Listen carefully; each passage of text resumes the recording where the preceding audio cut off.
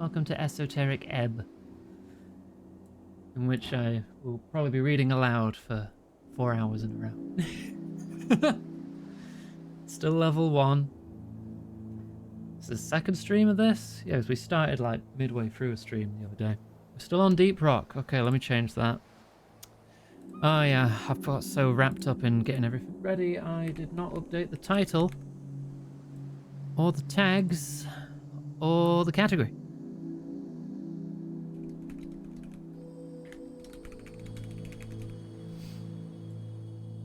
Right, let's get that sorted. Thank you. Right, that's fixed. Okay, all good. Right. Let's pick up where we left off on Oh Dear.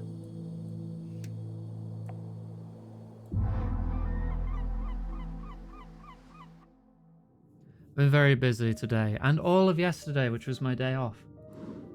Because we've been working on the Greb mod for Deep Rock Galactic. And we have now 514 lines recorded. I basically did nothing but that yesterday, and prior to stream today. Right, so we came down here, we joined up with a goblin friend. Hello, goblin friend. You approach your companion. Let's get on with it. So what's your position in all of this? Whatever do you mean by that, cleric? What's your angle? I'm here on behalf of Lady Sageleaf. Her will is for the streets of Tolstad to not suddenly burst into flames in the middle of the day. Her will be done, so to say. What if it bursts into flames in the middle of the night instead? I don't think she'd like that either. Okay.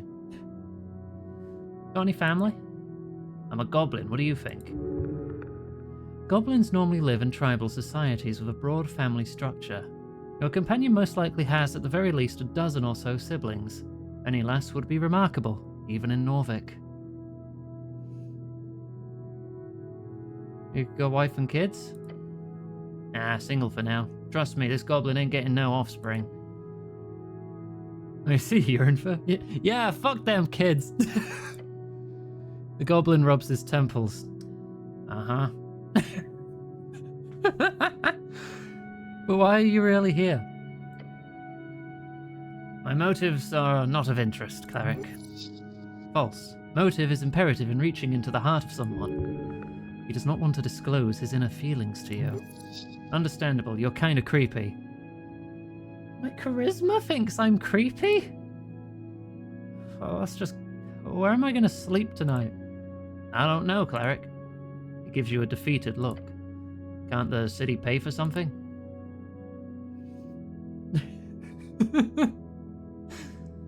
I could just sleep here. He looks around. Just here? Yeah, it's not so bad.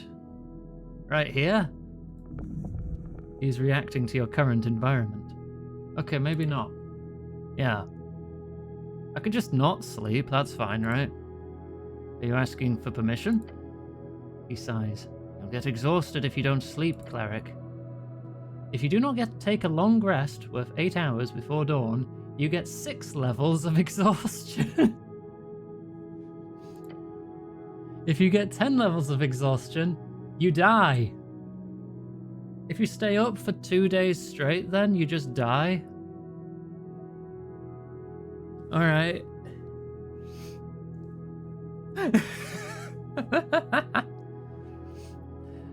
Yeah, I really should find a place to sleep. Smartest thing you've said all day. Can I sleep with you? No, and seriously, don't phrase it like that. Can I sleep in the Goblin Garden?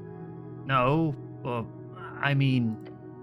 He thinks about it for a second and then once again says, no. Oh my gosh. Guess I could ask the Coin Lord? Ah, yeah, Darrow's your boss on this job, isn't he? Guess you got another thing to talk to him about. Fun. Let's go. Okay. Let me reacquaint myself. So tab is show things. Menu, inventory. I got 36 bucks. Can I take off my hat? No, I will not. No. No. Practically my face. Yeah, okay, I can't remove my face. That's my face. So what was going on? Quests. Oh god, it's a quest web. 4 on cleric. I guess that's just because I've said I'm a cleric a few times. You've declared yourself the cleric of Norvik 4 times. After your river adventure, your old spellbook is ruined. Find someone to fix it. Entrance to the tea shop has been closed. I need to see Darrow. Do not have permission to enter the tea shop. I need to speak to Darrow. Mansion is on the hill. Completed. Okay, ignore that. He only left his tea shop right before the explosion, seen heading below. Oh, yeah, there's an election. We've talked about positive opinions on Asgalism about 2 times ever since waking up in the Lich House. Really brings you back. Okay, so that's like my class affiliation, because I've said I'm a cleric. And this is like my political affiliation, because I've sided with the workers. Oh dear. Okay. Do we just leave then, or hang on, let's have a wander. What's in here?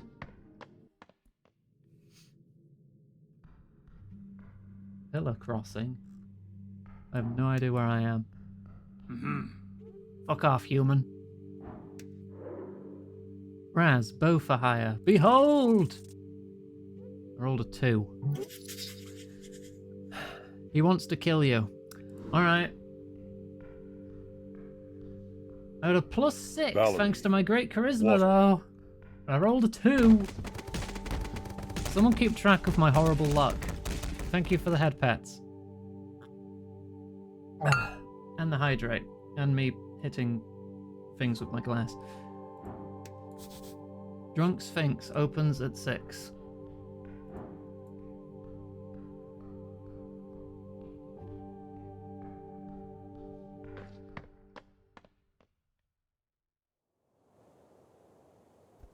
Okay. What's this? I talk to a tree? Imposing tree. You look up at the branches of a bracken tree. It stands tall in the garden, towering over you. Nature is reaching tall and deep. These roots go below the city, nay, even below the river. Look up at the branches. The wind causes the leaves to dance.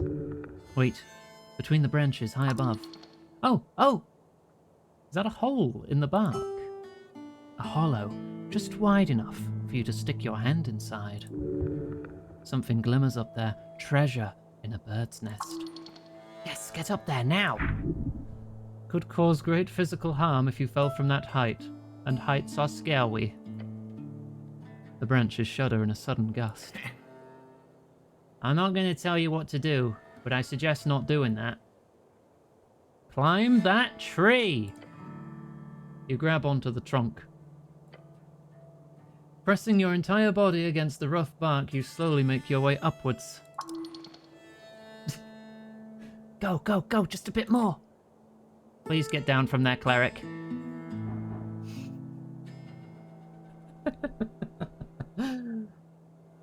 Reach for the top. Once again, I have failed. Okay, so 2 dice rolls so far, both have failed. Wrapping your body around the trunk, you lift yourself up. The bark is rough enough for you to get a pretty firm grip, despite the vertical nature of this feat you're attempting. 1 foot and hand movement after another, each holding on to dear life. You take a deep breath and reach up toward the upper branches. That's when you realize you're nowhere close to where you thought you were. Oh no. Grabbing onto air is not a good idea as you fumble about. Suddenly, the world drops around you. Your feet slip from the bark, your soul falling into hell. An instant later, you hit the ground. Something cracks, sending shooting pain up your leg and arm. The tree towers over you, taunting you. You okay, cleric?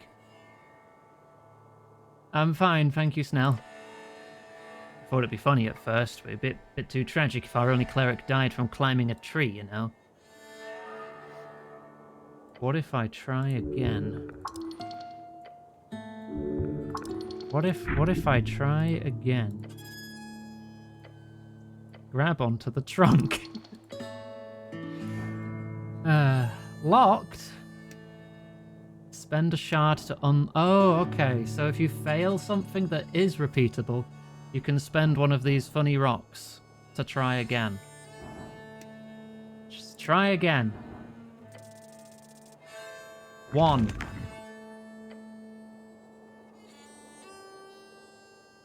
Three fails in a row today, okay? Each one worse than the last. Well, down I go again. I've had worse. Bye, tree. Right, 3 damage and nothing to show for it. Guess I'll just eat apples. Behold, Braxo Pencil Wing. 4. I was able to behold nothing. They are red. That is 4 fails in a row. 4 complete fails in a row. You raise your head toward the sky. Above you sits a tiny red creature. His wings flutter faintly in the wind. The fiend throws a quick glance your way. He's annoyed. Staring at a piece of paper, he does not acknowledge your presence. What you reading? A sigh escapes the fiend's maw. He slowly puts down the paper. The paper is actually a torn-out page from a magazine. I like the funny pictures. I believe the fiend is being sarcastic. I like the pictures too. Yeah, I imagine you would. He's mocking you. Wait, he says, leaning in to get a good look at you. Earthguard. A cleric? Hell's you doing here? You can go wherever you want. Fuck off! Oh, divine mission, the usual. Very well, I won't get in your way. I, for one, am very happy for your presence. This place has gone downhill since the city let the goblins and free striders run amok. Oh no, the devil's a kiss-ass. Need some damn order in this place. So if you need any legal advice, just let me know. Gives you a tiny, sharp smirk. You should probably be aware of the fact that this is literally a devil. Be careful. Devilish advice can bite you real quick. You can hear out any advice, just don't listen to it blindly. Are you a barrister? Like, a tiny barrister? No, I have no legal position within the city. I'm just fairly knowledgeable in the Magistrate's Code. He shows you a foul grin. So what type of work do you do?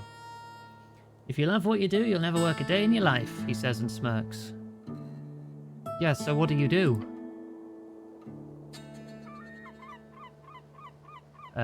There was no response. It's just given me straight to the next one of my responses.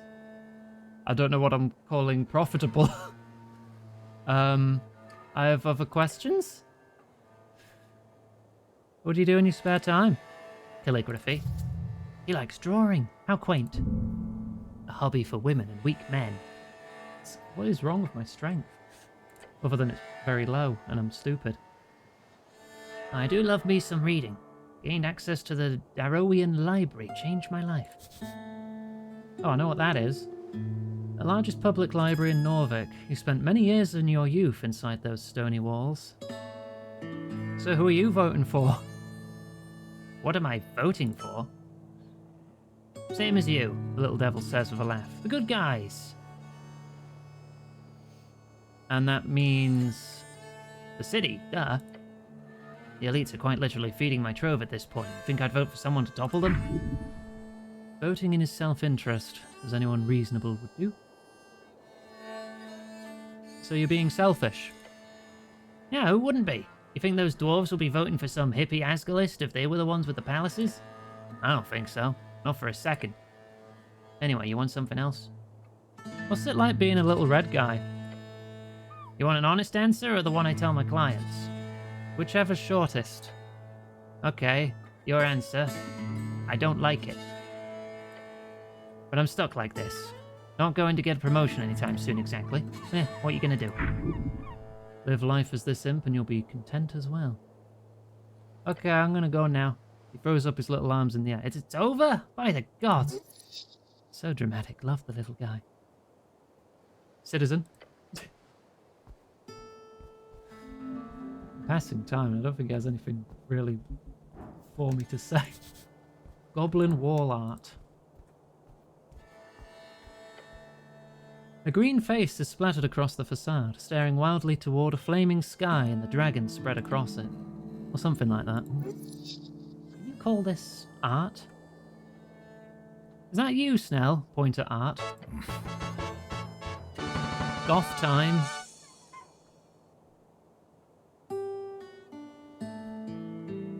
He says, not laughing.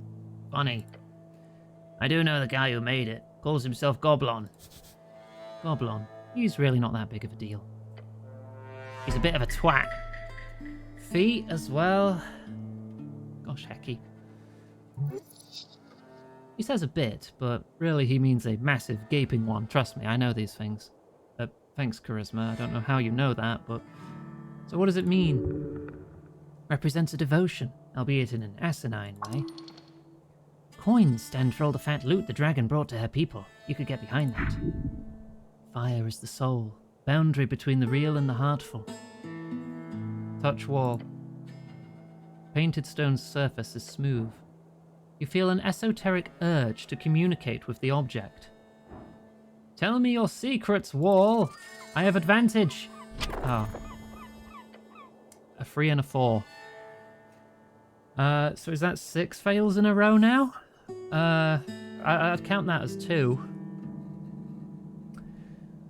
Your focus falters. There is nothing to answer you. But something is there, beyond the silent hard stone. Try again tomorrow, perhaps.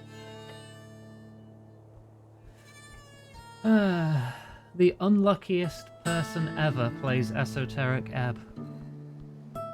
Let's see if I can find this Darrow fella's mansion. Up a hill somewhere.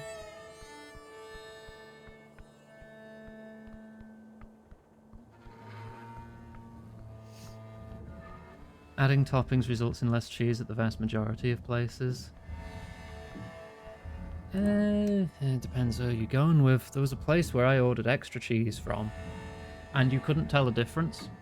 Unless you ordered 2 pizzas, and only one of them had extra cheese, because then they can't get away with just not doing it. Or they just give the second pizza less cheese. It's just... Something stuck in one of the roller mill blades. Well, I'm about to make some more regrets for myself, aren't I? Looking out over the ledge towards the roller mill's blades, you see them spinning as per usual. Except in one of them, there's something stuck. You see a rod. A fancy thing, decorated. How did it end up there? An esoteric event? What are you looking at? Oh, he mouths and stares at the same thing you're looking at. Looks like a rod? Weird. Wouldn't it be dangerous to try and grab it? You could die, yeah. But it might be worth it. Maybe. The hell is that?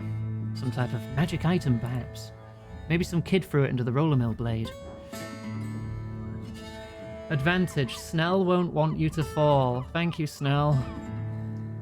Rolls 7 and 8 incoming. I have +4. Oh, thank fuck. Finally, it took 8 dice to roll 1 success. You reach out, leaning as far as you can. Oh, for God's sake. The goblin grabs onto your skirt. Balance on the edge, and... you get it! It's a hard wooden frame with fancy iron set pieces on each end. Along the handle is a button, however it appears permanently pressed down on. Oh, it's an immovable rod. Oh. I've seen one of those before. I don't think it's supposed to move though, right? Investigate it. A quick swipe of your hand reveals its magical nature. The tingle. However, this item is clearly broken. Broken how? Try giving it to the goblin. Huh? The goblin grabs the rod. Let go. As you do, the goblin holds it alone. Yeah? It's really light. It's esoteric, clearly. Try tossing it in the air. He shrugs. Okay. He tosses his hand up, and the rod does not leave his palm. What? He mutters and tries to let go of the magical item. I can't. It's like I'm glued to it. The hell? Here. Take it back. The goblin hands it over to you without a problem. He looks perplexed. Try touching it against the ground. As you do, it gets stuck to the ground. Somehow. It's a broken, immovable rod. So it's a movable rod. Yes, great name. Huh. Whatever object it touches last, the rod will be esoterically locked and aligned with. It cannot be moved once it touches an object, until it comes into contact with a second object. So what can this be used for? Used? Oh, nothing. It's quite literally a useless stick. Really? Well, if used very carefully, it could be a bookend. Get my glasses back. Thank you. What constitutes an object in this case? A thing? Thank you, grand intelligence. Like, a thing that's separate from another thing. You know how it works? Val, stop. Stuck to one thing. Have a drink. When it touches a new thing, it's stuck to that instead. Thank you for the drink. Oh, you got it. You're so smart. Well done. Fuck off. Look, it's clearly useless, but now you know. Was it worth it? Eh. I mean, cool stick? Right. I've acquired a movable rod. It gives dexterity. Good night. And it's an accessory. Okay. Alright. When you press the button, it's supposed to be stuck in place, near unmovable by anything but incredible forces. This one's broken, however. The button's permanently pressed down, which causes the rod to be permanently stuck. But only to the last surface it touches. You can carry it around, it's kinda neat. Alright. +1 dex. Corner of Norvik, still standing in the gate era.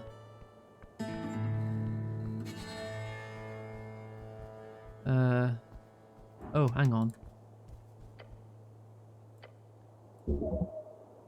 Yeah, the magical ink. Which way is Darrow House? The words reshape for a moment into up the temple slope and the golden stairs. Ancestral home of the Darrows. One of the most influential noble families in Norvik. Yeah, that's what I'm after. Good sign.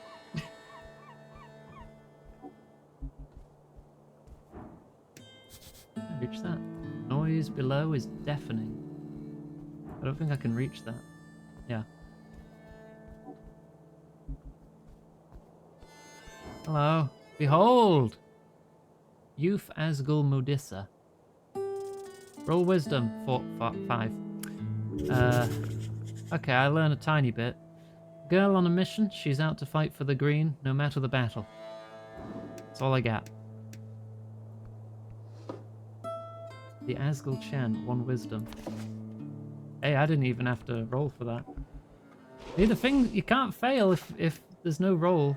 Can't equip texts. There, okay. I have +1 wisdom now. God, my intelligence is so bad. Oh. You see a girl with glasses stuffing a mail slip with a magazine. Yeah, that's not a courier, he whispers to you. What do you mean, Snell? She's delivering the news, clearly. The girl gives up on trying to jam the slightly too large paper into the mailbox opening. Huh? She looks up at you, adjusting her glasses. Help her push the paper. Here, look, I'll help. 6. She takes a step back as you approach the mailbox slip. Cleric? No, like this.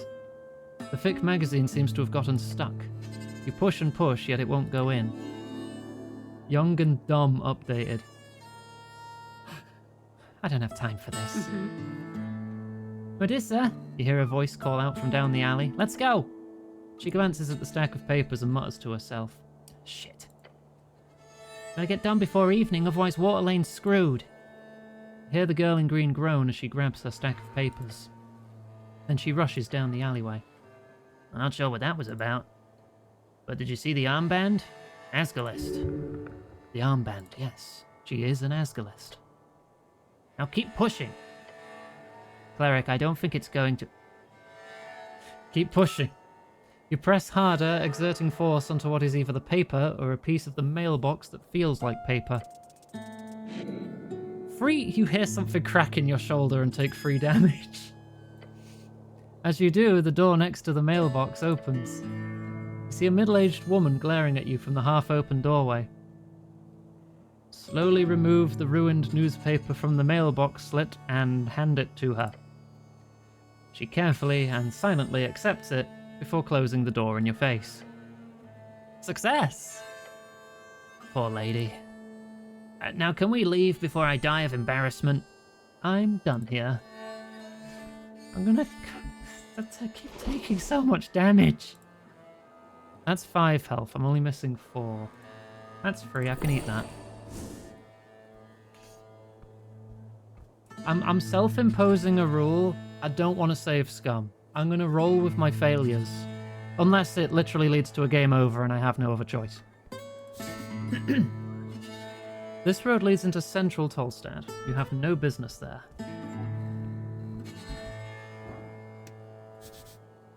West, Tolls Route. North, Darrow House. Oh, Darrow House. I believe this is where I need to be. Can I have some apples? I'm a little low on health. 7 apples? Now we're talking. Can't reach that. A branch from the majestic apple tree in the magistrate's yard. Climb the branches. How do I reach those apples on the roof? You would have to use Mage Hand, of course. In order to procure, make sure to dive through every source of esoteric knowledge you can find on this forsaken island fortress. I could climb the tree instead. 4. You grab the branch and... Cleric, careful, you'll... Attempt to heave yourself.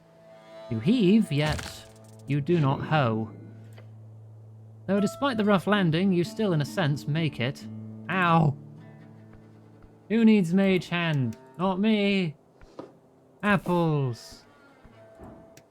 I only took 1 damage, I only need 1 apple to, you know, break even. This is an absolute win. How am I getting down? Hang on a mo.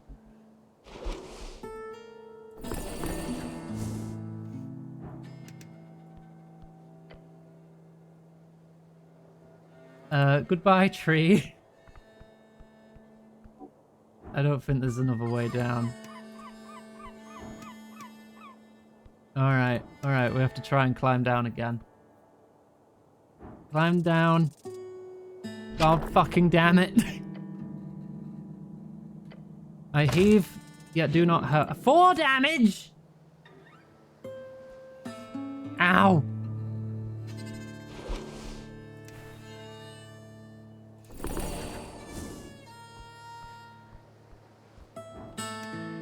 What's this? Ooh, a shard. Alright, examine. Etir, city-sworn angel. Behold with strength. 8. Right.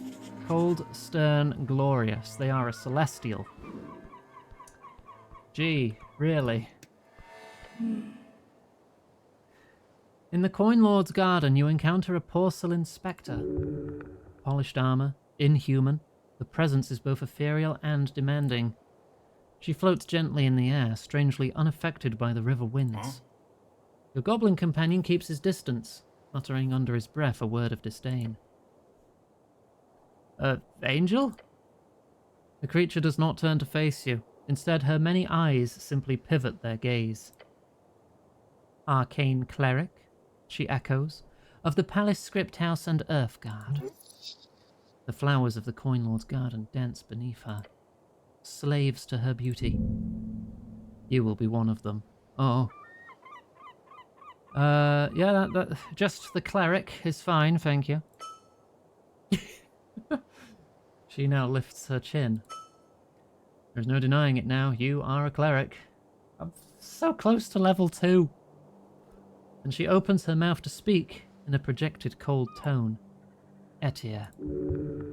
She says her name like a declaration of existence. Not really an introduction, more a checklist of etiquette. As she states her name, you realize her mouth is not moving. Telepathic communication. Wow, brain, you figured something out. Well done. The goblin gives you an uncomfortable look. He clearly does not enjoy having telepathic conversations like this. Snell is joining the mind talk? Great. Nice name. She does not respond. Speaking with this ethereal creature is unnerving. Whatever you do, don't mention the eyes. Oh, you're feeling something here, all right. Something fierce. You could shake her up with a nice comment. She would destroy you. She's too powerful. The angel would step upon your soul, stomp on it. Charisma. DC 8. I have a +6 to charisma. As long as I roll a 2, I'm fine. I have a 95% chance of success. Still rolled a 3.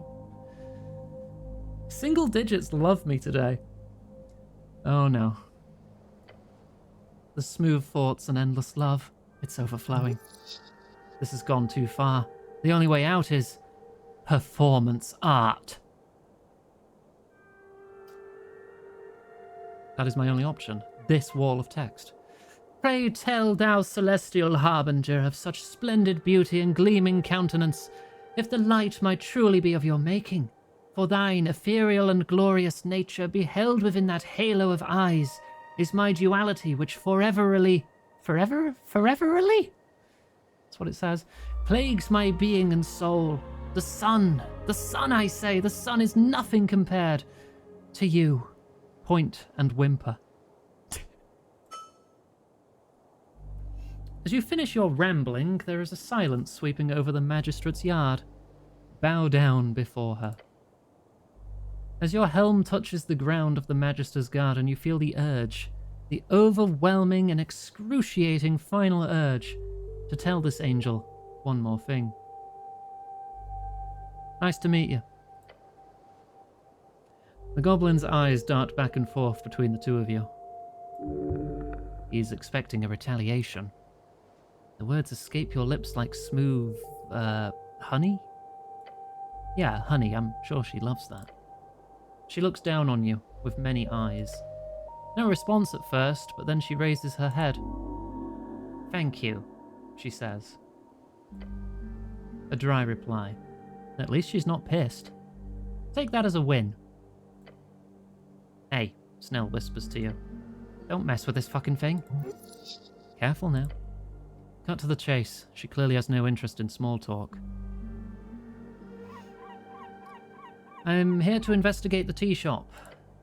The eyes just stare at you. They spin gently around her. Great, nice, we got that cleared up. It's like talking to a brick wall. She's very non-vocal. Great, so, the eyes stop spinning. She can sense your impatience. The creature is dread itself. Enunciate slowly. I need to speak with Darrow. Slowly the angel turns her face towards you for the first time. Walk away, walk away, walk away. You can feel Snell sweating. Malutki Perzinmo... What? She is mocking you for sure. You can sense she does not see you as worthy. Is that alright with you? Perhaps you could stand up for yourself? Yeah, Maludi Shenmo to you too. You catch her head twitching to the left. A twitch? She's annoyed? Coin Lord Darrow is busy, she speaks. I'm here on city business and I need to speak with him. She looks to her right towards the building leaning against the ancient tower. After a moment of silence, she says, Coin Lord Darrow will be available post-midnight. Post-midnight? Oh, she means after midnight, so between midnight and 6.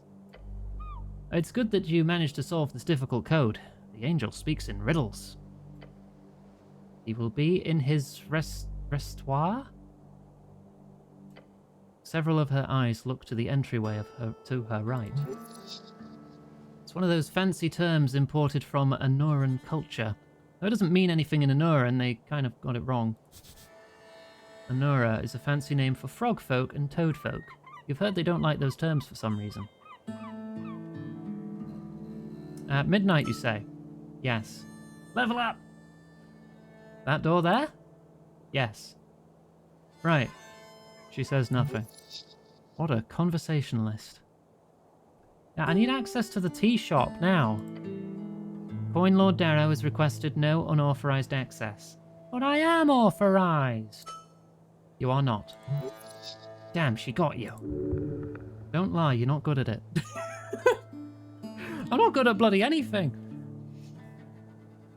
Nod your head and leave.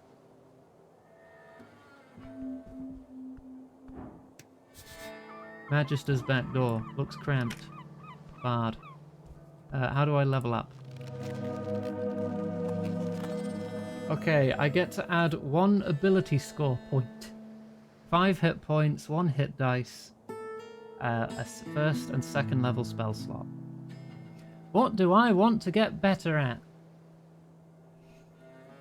Do I push my strengths or shore up my weaknesses? I kind of feel like I'm going to need more constitution. I mean, wisdom is generally the primary stat for a cleric, right? Maybe I should just go with wisdom. And actually start getting better at cleric-y things. It's not like I get a +1 because all my numbers are even. I am taking a lot of damage though.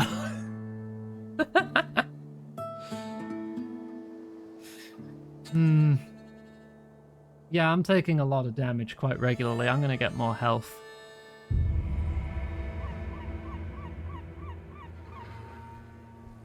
Alright, I am level 2.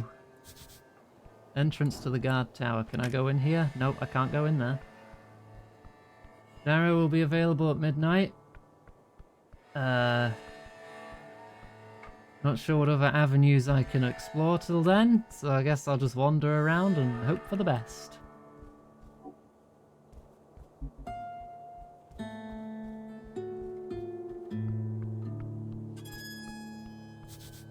Old symbol of an old regime. Can I go in here? Central Temple. I'm a cleric. I belong in here, maybe, right? All who pass are mine to keep. Ominous. The election looms, 4 days remaining. You see a bunch of scattered boxes and iron poles. Who tossed these in a pile? How long do I have until the election? 5 days. It is March 22nd. The election will occur on the 27th. Which is 120 hours to be precise. Yeah, alright. Thank you, intelligence. Behold, the duck. Oh my god, I did a roll. A level 13 undead paladin.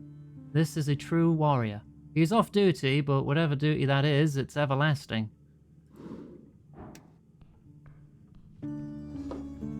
I can pickpocket a weapon, inflict wounds, or a crypt key.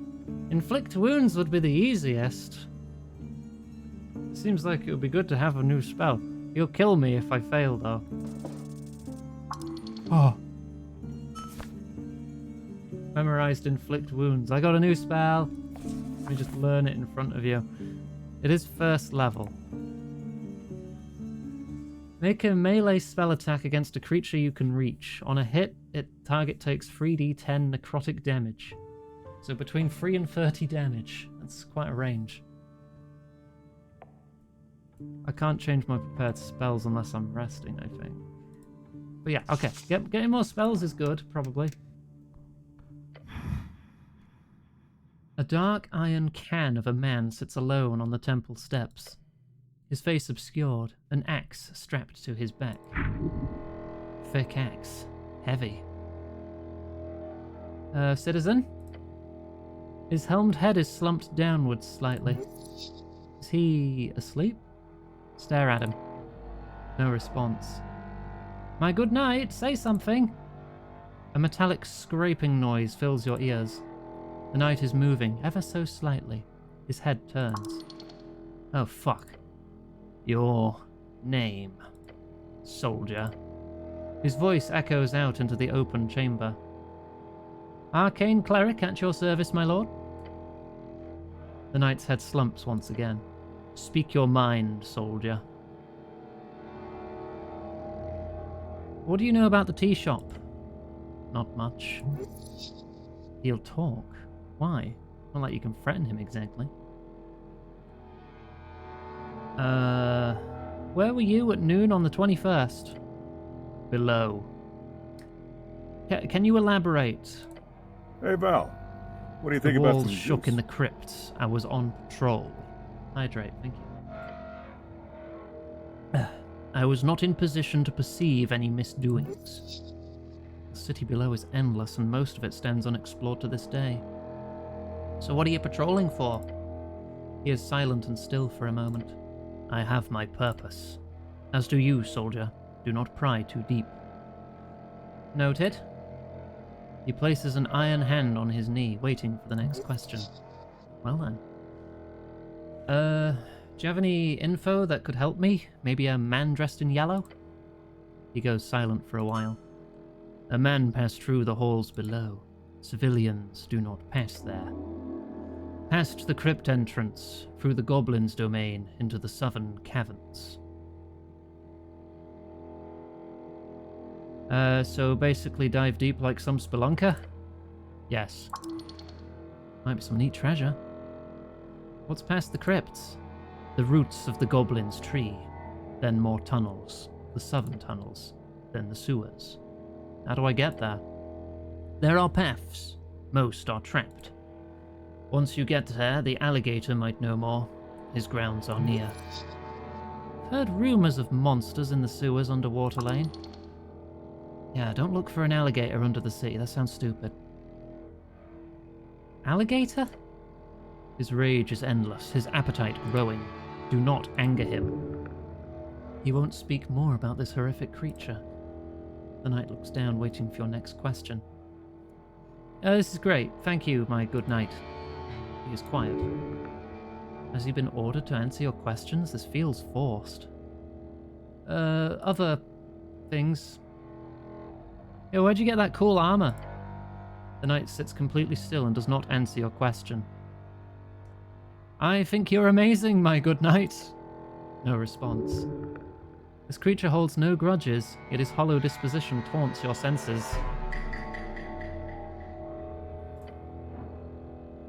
You feel invalid next to this man. You must learn from his ways.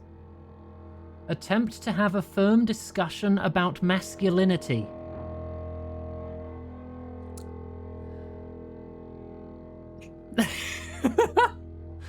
Go on then.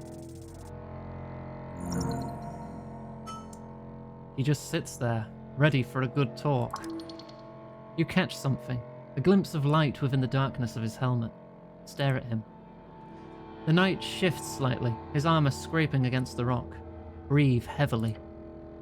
The knight turns to look at you through his helmet. Wait a bit longer. Soldier, your presence is unwanted. Present your query, then leave these hallowed grounds. He'll answer your questions now, somehow. Can you teach me magic? No, he mutters to himself. Oh? I do not have time for that. Do you know magic? Yes. Are you a cleric? No, he says. I am a warrior. How does one become a true warrior? A warrior. The knight places an iron gauntlet upon his knee and leans forward. A whispering wheeze escapes the slits in his helmet. Serve. Until the coast falls in on itself. Until Yor breaks the veil and every god rips and tears our reality into shreds. Serve well. Serve loyally. That is what a true warrior does, no matter what. The wheezing stops. Your companion gives you a horrified glance. Yeah, sure, I'll serve, no matter what. Good. He nods slowly. Good. He lifts his hand and clenches it. Now, quick, ask him while he's got his guard down. An opening, go for it. Wait, who do you serve again? Viscan. Who the hell is Viscan? He moves his head towards you. No, that is not. Oh, wait, the Mortician? With a sudden force, the Dark Knight slams his axe into the ground. Darkness creeps through the hall. Within you. Do not speak of that, soldier. Just nod. He returns to his still position. Do not. The knight is now waiting for another question. Lucky you, he didn't kill you. I'm gonna go now.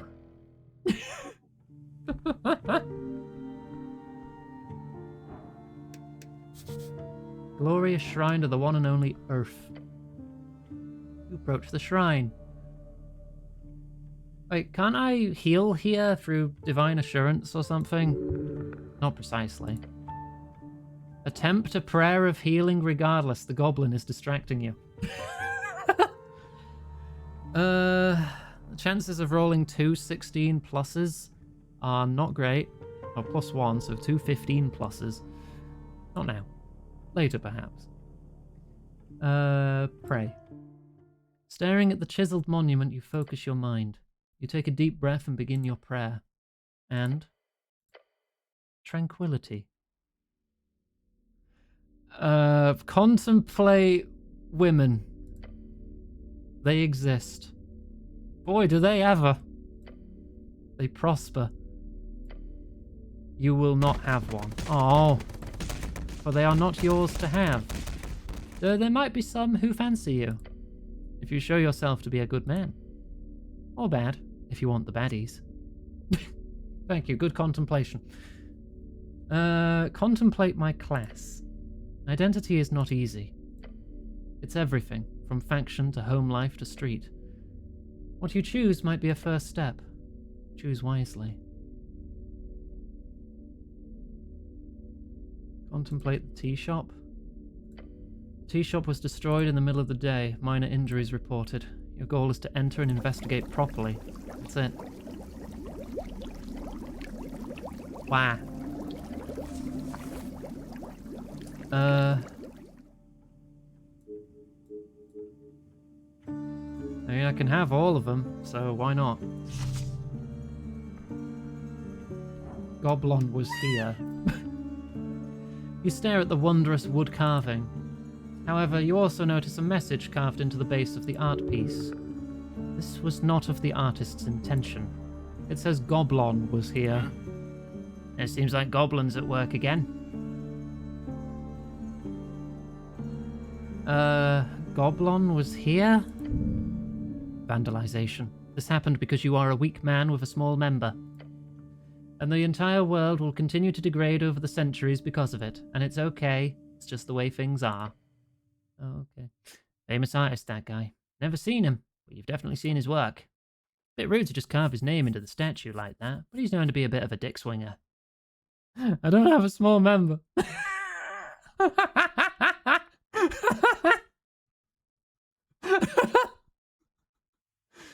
He's not small. It's always small compared to those larger. The competition never ends. The dick measuring competition? Yes. You should view this more as a metaphor. That's probably healthier. Why am I thinking about this? You're a man. You can't just not think about it. The phallic nature of the statue must invoke it. This train of thought is dumb. It suits you, but dumb. Anyway, you were focusing on this goblin fellow. Oh, it's no big deal. Really? Contain your tears. Yeah, it's fine. He squints and nods slowly. Sure. Goblin is an artist. He's technically wanted in most districts. But no one even knows if he's real. Might be a dozen little guys running around with paint and carving tools, who knows? I should try and remove it. Is this really your duty? Easy job. You have to take that carving knife by the candles and... attempt to remove the goblin message from the statue.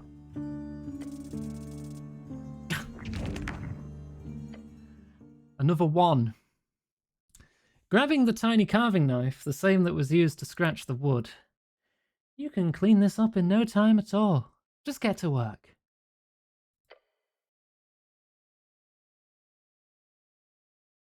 Oh no.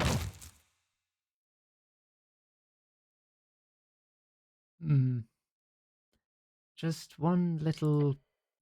a crack and a snap. That sound will haunt you until the final gate is closed. As the splinters and dust settles, your eyes land upon it. The split. Jesus! Jeez. Common slang, shortened from Jesus. Often used to exclaim a sense of shock and or annoyance. No relation to Christianity, Christian faith. You... Is this what being a part of a weak dead culture feels like? Whoops! What have I done? You've got dust in your eyes, in your mouth. What a fuck up. I am such a fuck up. You are. Remember how he screamed at you? Patriarch doesn't fuck around. You really should have run. Run from the towers? Oh yeah, run from the towers. For God's sake, you got caught using city-funded paper and prints to write Free Strider op-eds.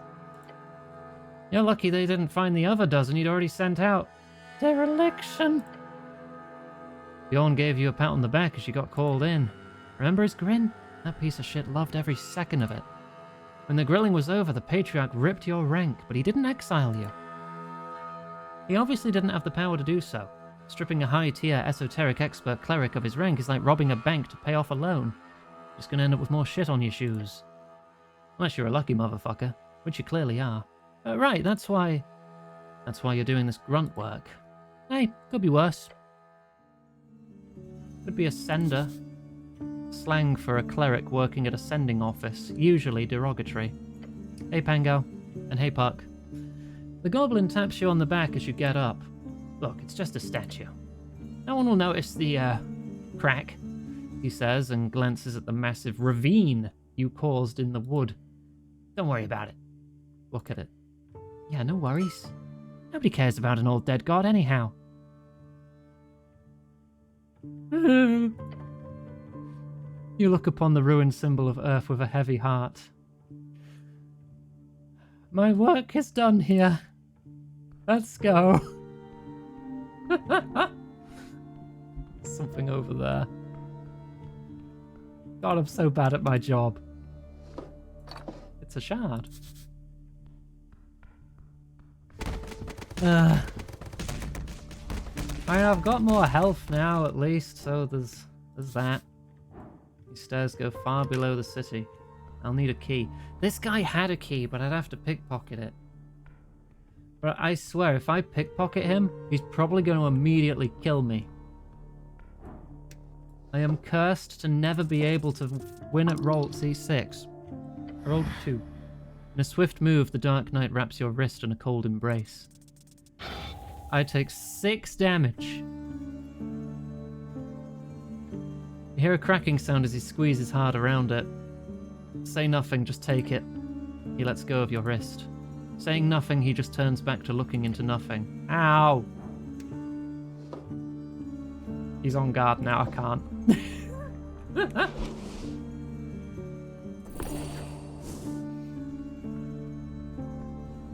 Okay, I guess I'll find another way down.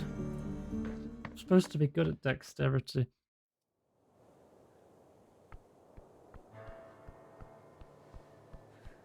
Okay, where else can we go then? What's that? Endlessly rising pillar, the centerpiece of Norvik. You look up at the pillar. The relic rises upwards, endlessly upwards. To think such an esoteric object would just sit here at the center of the city. Well, not much else they can do with it. It's just a highly magical rock left over from a time before time. It was here before Earth, and it will be here after you, remaining until the end. It looks a bit broken. Yes. You're certain it is indestructible, but clearly it was once not. Good job, brain. Several pieces of the pillar float around in the air, especially as it reaches upward into the clouds above the city. What kind of power would be capable of damaging this? Gods. Can I make money off this thing? No way. I don't even take admission to see it, since it's such a trivial sight. It's a bit of a tourist destination, supposedly, but most people who travel the coast have seen one before. Not that interesting. How many of them are there? 8? Okay, I know it's not 8 then. Can't trust my brain. Something like that. 1 for each bend. But ours is the best, right? They're all equally useless. They are seen as a status symbol by many, like a legitimization thing. But the fact is, no one's managed to make use of them in any way, despite their esoteric nature. So the pillars of yore are relegated to being visual landmarks, seen from across the coast through clouds and mist for miles. So what do I do with it? Can always attempt to focus on it, learn from the ancient relic. Well, since you're the master of all esoteric things, you could probably crack the secret of the pillar. Learn how it works, master it, gain ultimate power, and so on. As you get closer, you feel the air tingle. Power. He is speaking to you. Touch the pillar. Okay. You place a hand upon the surface. A slight tingle spreads across your palm. This is a magical object. Have a feeling that you can meditate here. It will take some time, but it could prove invaluable. What? DC of 3? But the goblin is impatient. I'm good. You close your eyes. You shape your mind into an arrow, shooting it out towards the esoteric force. Find the rhythm to yours realm. Hear his voice. The cold rock of the pillar turns warm in your palm. You've marked it with your spirit. Feel. Warm and deep. Goes deep down and far up. What do you mean marked it? You're unsure. And you feel like there are more spots you need to investigate. You lift your hand from the surface and you're able to see normally again. You feel like you've learned something. You must keep looking. Soon the pillar's secret will be revealed. You understand plainly. There is more to this pillar you need to investigate. In time and further below. Okay. There's a tea shop that I still can't get in. What's it? Is anything in here? $5? Hell yeah.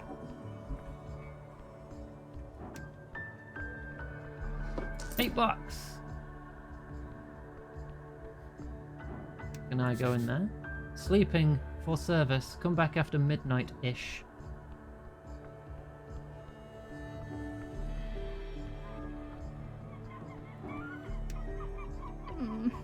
Oh, hi. I saw her up top right by the main road. Oh. The girl perks up and glances toward the top of Tolstad. I'll go look for her there. Thank you, Mr. Cleric. She curtsies before you, and she scurries off. Another good deed done. This time without destroying anything. That was the girl I, quote, helped with the newspaper. I've got no idea where I'm going.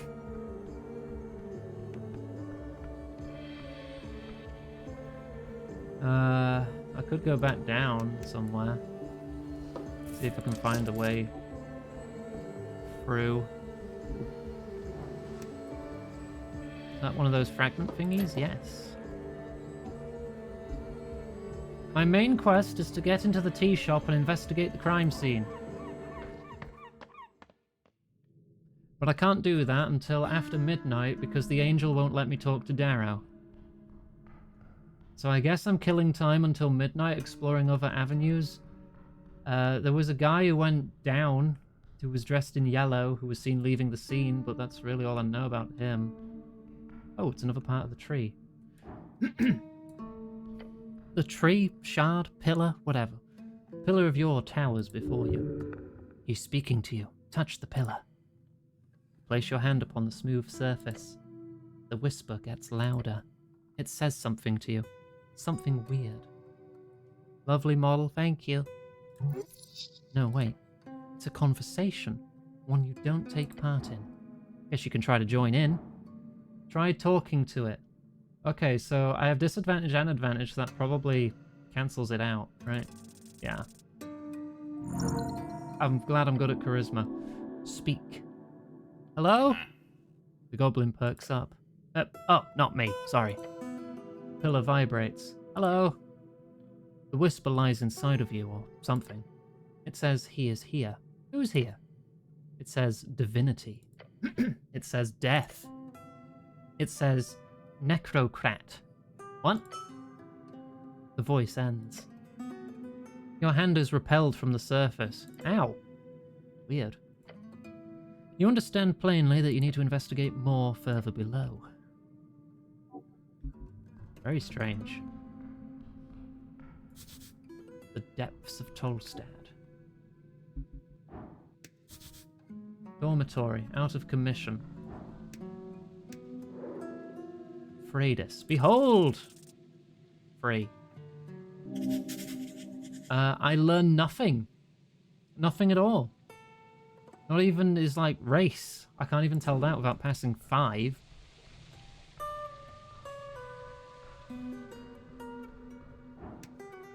Can I steal from you?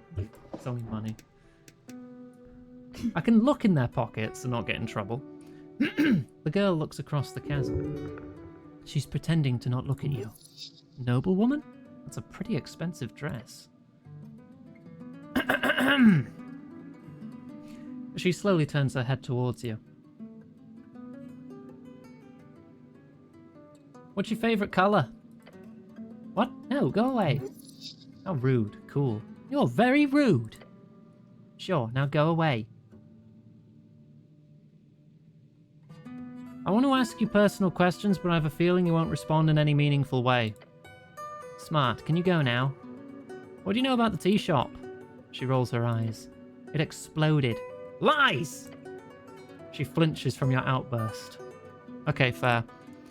Yeah, will you leave me alone now? Yeah.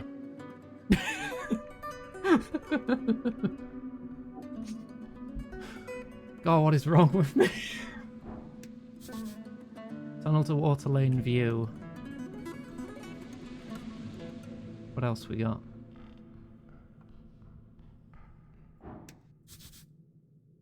Simi, son of Strokeback. Hello. You approach the green door. An apartment in the holes like any other. Check who lives here. You glance at the mailbox. It says, Simi. One of the Asgul's. Nice guy. Knock. You knock twice in a polite fashion. A long time passes. No one? No one. Hi, introvert. Guess we'll have to try again some other day.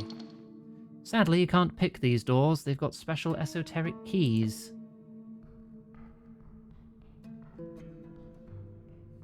Everything's so damn esoteric around here.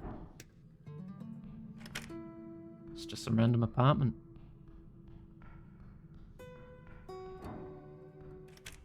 Oh, I can go in this one, though. Oh, is this... Oh, it's Snell's house. Found your house. A bit high up. Out of reach. He's the type to have a photo of himself on the wall. Look how dapper he looks, though, too. You don't really fit back there. I'll just go through all your stuff. Mass-produced glowstone lantern. It appears to be non-functional. Fix it! Damn it! You look over the lantern, checking the insides. Beyond the thin, cheap glass lies a green glowstone, a shard type. Touch it. As you do, it burns. Ow. Cleric. That thing's been acting up for weeks. Let it be. I'm gonna throw it out soon. What's wrong with it? It's broken, obviously. Thanks, intelligence. You do not need to relieve yourself. Okay. Ah, bagatelle. The goblin has some good taste then. That looks like a frickin' plinko board. Is this goblin playing Peglin? One of Snell's boxes. Yeah, this stuff's all mine now, thanks. Snell's work. Expensive material. Goblin's neatness feels almost divine. Pick me up. Regain 1d4 hit point. Okay. You stand before a simple bed frame. Look at the mattress. Extra thick. Probably expensive. It's a half and half silk material. They're known to allow the sleeper to dream into the ethereal plane. Thanks, bed. You stand before a wooden board covered in sketches of various people, each of them connected via long red threads. What's this, Snell? Huh? He looks over to you from across the apartment. Oh yeah, project visualizer. Helps me keep track of jobs. You can check it out if you want. I haven't done much other than a basic outline on the tea shop yet. Been busy with all this running around. You're good at this, Snell. Thanks. It's what I do. Once we're finished, I'll make sure to compile it into a proper report for the old lady. You see several faces you recognize, and some you don't. A bird man with a black and white pattern, along with the note, Tea Shop Owner. Oh, tea shop owner's a bird. Okay. A bulky merman with the text, Rival? No, unambitious. Male merfolk, not to be confused with a mermaid. A stout-looking dwarf in uniform with a hammer symbol in the corner. Patron? Short, stout, hairy, loves to dig and build, you know the drill. They built most of Norvik and have a long history with the Earth folk. The people of Earth, the ancestors of those who reconquered the Ascani coast. True mythological heroes. A stylish orc with a free strider heart symbol in the corner, completely unaffiliated, suspicious. A pale man holding a skull, no motive. A human with a fancy beard and a fish symbol in the corner, suppressing info, beware. Human, tall and beautiful, like yourself. Known as the pest of the coast by those who are less inclined to reproduce like rabbits. Then finally you look over the central piece, a beautiful rendition of Lady Sageleaf herself. Her note reads, enemies, spies, city conspiracy. Oh, well, I'm missing 4 health at the moment. Get shit done. We chat about anything here? Welcome to my pad. Go ahead, root around as much as you want. Don't mind if you do. Sarcasm. Thank you for letting me in. He sighs. I'm not sure how this is in any way useful for the job. Let me know when you're done looking around. Looking. Nothing else. You live alone? Yep. It's a cool place. Thanks. Does it cost a lot? 100 a month. Real cheap, but I got a special deal because of the HWBT gig. That's real good for such a fancy apartment. You like living here? It's central, right next to the garden. That's all I really care about. The ventilation system's pretty sweet during colder months. It's good, thank you. He mouths and gives you a side glance. What about you? Where do you live, cleric? Avoid, avert, abort. Time to dance around the subject. I live with my mum.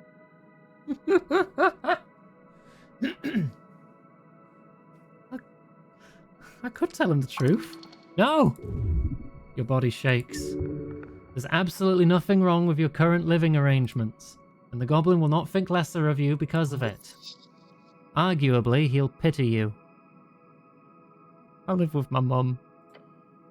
You do? Yes? Huh. Well, I guess that's not too uncommon. Among humans. Ah! Why did that hurt so much? He does not mean harm, yet it hurts. I am at death's door. Well, anyway. He tries to not linger on the subject since he sees your pain. She's not home a lot. I mostly have it to myself. That also makes it more understandable. I don't mean to get all personal, but if I had to live with my mother, I'd probably end up like one of those energy zombies. I can't afford my own place. And the economy is shit, I agree. I used to live in the towers, but they kicked me out. Huh. Can I ask why? Maybe. Okay. They just had some problems with some of my writing. Your writing? You can't be that bad at spelling, eh? Funny. Idiots comment.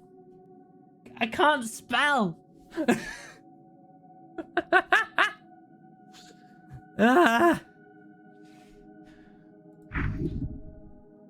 Light apostasy. The unofficial mark of a traitor. Oh my god, I can give him the whole story. I got a new patriarch who didn't like me, and then when I presented an argument for a Republican revolution without the influence of the Free Cities, they said it was a misuse of state resources, and they branded me with a minor case of dereliction. Really, it's all overblown, and Bjorn uses the same copper press all the time for a bunch of personal stuff, and he never gets in trouble over it. It just seems really overblown to me, and yeah. He listens to your rant with an intense interest. So they could just do that? Toss you out? I don't think they like me very much. That's... He was about to say understandable. Hilarious. Well, sounds like bullshit. Are you still employed as a cleric? Of course, this was just a disciplinary action. They've been mad at me since I refused to register as a member of the Party of Norvik. Interesting. So this whole thing is sort of like a redemption run for you then? Solving the mystery of the tea shop that exploded and so on, rejoin the fold? It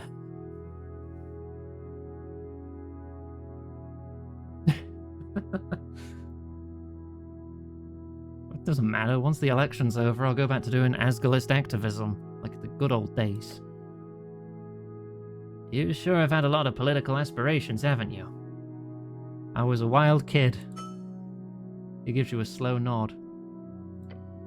As per usual, good luck with that. Let's talk about something else, please. This is less goblin-y than I expected. I'm not saying that. It's a nice apartment.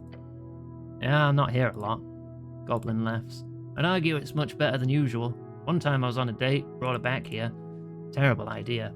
Date was already going poorly. Imagine her expression when she steps in here. There's a pile of reports all over the floor, a block drain in the kitchen sink, and 15 confiscated balls of pixie dust piled in the corner. Let me tell you, it took her 10 seconds to come up with an excuse. He recounts the tale with excellent timing. This is one of his favorites. He tells this to everyone. As his laughter fades, he looks around the place and tells you, "Anyway, looks better these days. Figured if I'm such a neat goblin like everyone says, I might as well keep my apartment clean too." A girl? Yeah.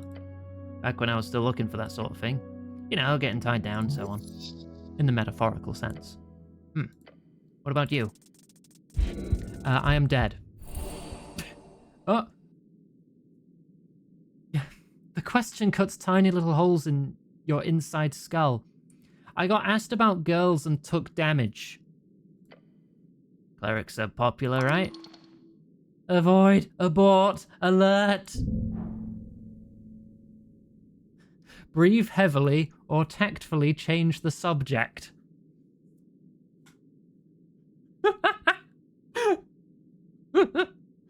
No, I want to see where this goes. I'm just going to start breathing heavily. The goblin looks at you with no particular expression on his face. This is an unavoidable roll. Hey! He's expecting an answer, so you're going to have to give one. Not a lie, though. You can't handle that right now. Too much pressure, clearly. Too much. Yeah, listen to your gut. So what do I say? Just keep it simple. Dismiss the question in a nice way, like this. Huh? Oh, nothing lately. I'm busy with work. Be cool. Huh. Now, change the subject now. You seem like the type to be busy with work too. Oh, yeah. For the last few years, I've just been focused on the halfways and whatever the old lady needs of me. Short for the HWBT, Halfway Bridge Tribe. Don't mean to sound ungrateful, though. I do love it. It's real rewarding. What kind of reward? Like treasure? Treasure of the soul? Metaphorical treasure, then. The goblin takes a breath. I'd tell you to look at it from a goblin perspective, but let me put it like this. Lady Sageleaf gave me options in a world of railroad tracks. I get to help my people and get real fucking good at it. So for now, I'm going to keep doing it. Oh, better than getting bored. That's for sure. This definitely is not the type of job that ever leaves you bored. He grins. Anyhow, anything else you want to chat about, or can we get going? I'm going to go now before I die. Ah, there's so much damage. 10 health? Whoa. One dose of the ointment can be swallowed or applied to the skin. Okay. Well, I don't need 10 health now. If I knew that, I would have just chugged one of those. I'll just have some apples. That'll do. I'll be at 10 health. 10 health is good. Probably. Maybe. I'm going to go now. Bye. Oh my god.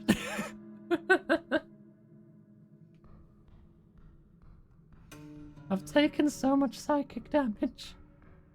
I'm a lonely cleric who lives with his mum.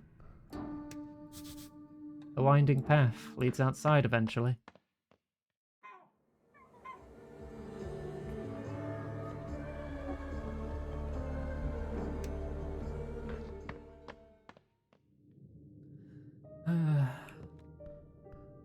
Oh, this is just back in here. I don't think there's anything here on this side, is there?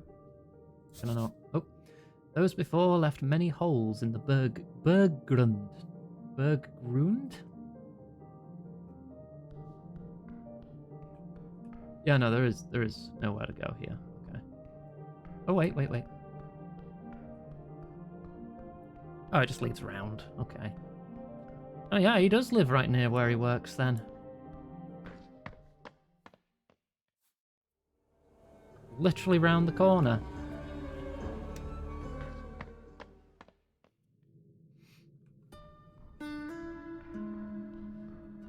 Right, well, I know where you live now.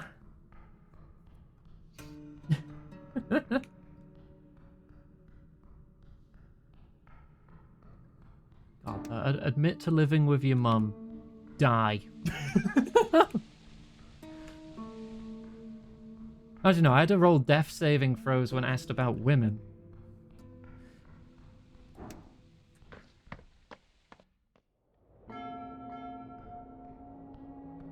Water Lane View in Lower Tolstad. Democratic propaganda. Reed and Mead. S. Yellen and Sons. Opens at sundown. Okay. Oh, I could just right click. I don't have to press tab. That makes it easier. I'm just gonna rifle through some trash. I'm gonna talk to the trash can. Reef Faris with Maltidig with. Don't fall for it. Some type of scam, surely, getting you to root around the trash. This voice is from a primal spirit. One of the three pillars of magic, represented in the natural, wild, savage, and elemental forces of yore. They cannot be controlled, only bargained with. Look to Snell. He gives you a nonchalant half shrug. Open the can. As you lift it aside, you immediately see something moving in the pile of shredded documents and old scraps of food. A pair of legs. Kim off. Suddenly jumping out the pile, with a poof of moldy dust, is a pine cone. A pine cone with limbs. Armin hen! It hands you some leaves while doing a strange, seemingly improvisational dance upon the trash. Wait, are you one of those... Before you're able to do anything about it, the little creature poofs away. Don't breathe it in. Mold is, as your research has shown, bad for you. Thanks, brain. One of nature's essential workers. A blessing to meet it in the wild. As it fades, you see only trash. Heard about those things. Never seen them, though. What do you know about them? Just what I read about in the paper, and what Nessun goes on about. They're called Vatar or something. Lamplighters Guild had a public spat with them a couple months back. Points to the lamps behind you. Apparently they messed with the everlasting lights. Not so everlasting then, are they? Yeah, guess it's a PR name. I get why they were mad, but I think they solved everything once the PCG got involved. They're supposed to be all over the garden too, not that I've ever seen one. Anyhow, they clearly seem to like you. Let's keep it like that. Okay. Funny trash gnome likes me, I think. This door looks promising. You stand before a damp door on a cramped corner house. The wood is dark, swollen with the perpetual moist of Water Lane. A layer of river mud and algae. Algae? You know someone here? Knock. Hello? Moment passes, and the sound of a heavy latch sliding. The door creaks open. A pair of bulbous eyes stare up at you. It is an Anuran. Dressed in a tiny velvet smoking jacket. Quite distinguished, despite the lack of pants.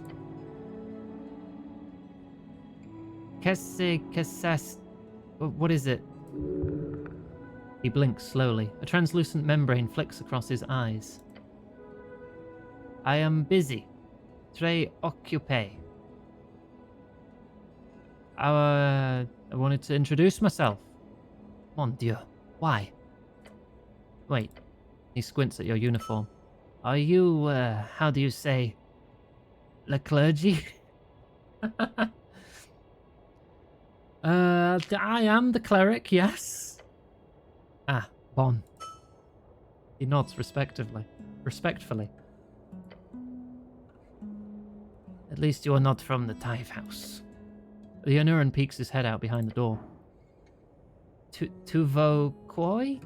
Eh? Ask for a contribution to my cause. I'm charismatic, I can do it. Yes! Just smile. Kind of smile that opens wallets. Oh, and kiss his ass hard. My good sir, surely a gentleman of your stature supports the arts or the holy cause? Ah, flattery. He sighs, his frout pouch inflating slightly. Told you. You are charming. Says annoy. You calling me annoying? He reaches for something on the other side of the door. Take this. Now, au revoir. He shoves a fancy bottle toward you. The door slams shut before you can say thank you or anything else. I got some concentrated rhubarb ale. Okay. The liquid inside swirls around. Oh, lovely. Let's make things much smoother. So you really just went and knocked on some stranger's door. Look, I'm not going to knock on your methods too much, but if you keep this up, we'll be done by 6 months after the election. And you didn't even ask about the tea shop. Not once. Oh, I just had a feeling this was important. The goblin closes his eyes in a short, silent contemplation. Then he says, maybe stick to le points de interest, okay? Oh, that's funny. I like that. What is it? Grants a minor charisma increase for a week? A week? The election's 5 days away. I don't know how long the game is. Sure? Cool, +1 charisma. Hey, Helocard. Wait, what's this building? We are closed for today. Can I enter anyway? Come back tomorrow.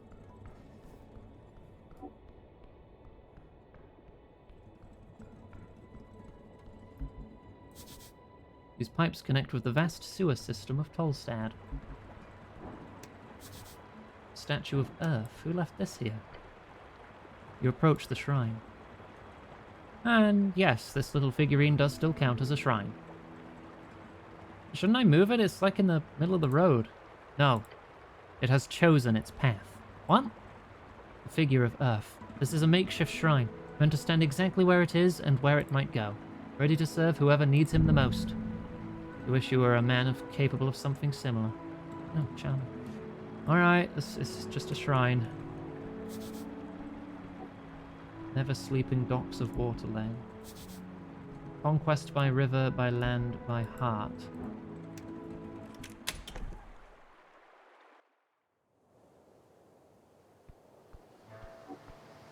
Oh. This thing might kill me. Examine. A regular, non-giant crab. You spot a crab on the rock. It does a little shimmy. Mm-hmm. Yes, cleric, that is a crab. Pet the crab. Bad call, hombre. Slang adopted from cat speech. It means man. You reach forth, and the crab immediately snips onto your index finger. Huh? Panic. The crab pincers grip your finger hard. Hard! Your index will come off soon. Help! 10 damage!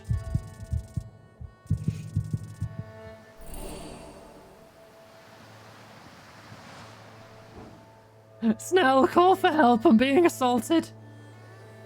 What? Sorry, I was looking at the river. It's very pretty this time of year. It's not. He's just trying to ignore you. This is an emergency. I'm dying. Crab. Yeah, I see it. Guess I can help. Maybe. He looks tired. Snell will help. -10 DC. Yay! You use your free hand to pry the pincers off your finger. When your index is released, you immediately feel the blood begin to flow once more. Freedom! He was a good little fighter. A good crab. What do you know about the tea shop? It snips with its pincers once. What's that, Krabby? Johnny Longneck blew up the tea shop. One of those pirate legends. Many adventurers seek his ship and tomb in the Reedsian wastes. Damn, guess we'll have to find him. Johnny Longneck, not again. Him and his dastardly plans. Also, I'm joking. Please do not take that seriously. We're not going into the Reedsian wastes to seek out Johnny Longneck's crash site. Spoil sport. So what are you voting in the election? It makes no noise in reply to your question.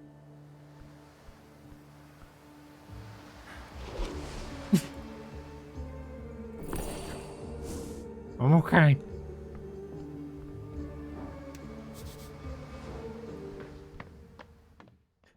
Oh, God. Oh, I'm having a great time here, aren't I? Oh, health.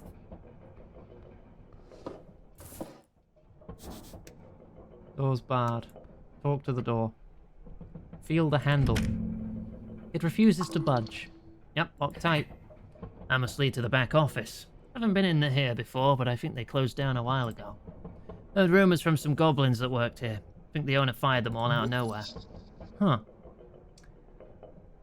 Force the door open at 23 or try to pick the lock at 15. Advantage, Snell helps. Well, if they closed down, why is it still spinning? Yeah, it's actually concerning now that I think about it. I'll ask you around later. Nothing to worry about now, though. Hey, what if we do need to worry about it? Let's get in. Yes! Oh my god, I actually did a thing. Your fingers work the mechanism with precision. Click, click, click. The lock gives way. The door swings open. You see nothing but black beyond. Complete, utter darkness. Can't see a damn thing in here. Cast dancing light! Your light cuts through the gloom. The storage chamber reveals itself. Broken crates, scattered papers, a mess of abandoned equipment. Someone left in a hurry. That tea-shop blast reached even here. That blast, it shook everything. You wade through the debris.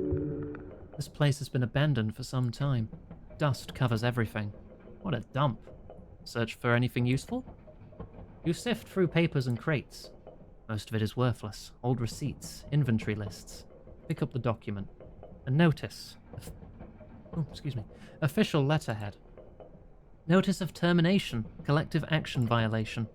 You scan the text. All workers dismissed. Effective immediately. Brutal. Bogeni slang for brother. Specifically the dialect grown out of the coastal slang, a mix between gnome tongue and underclass migrant workers in old Margot colonies.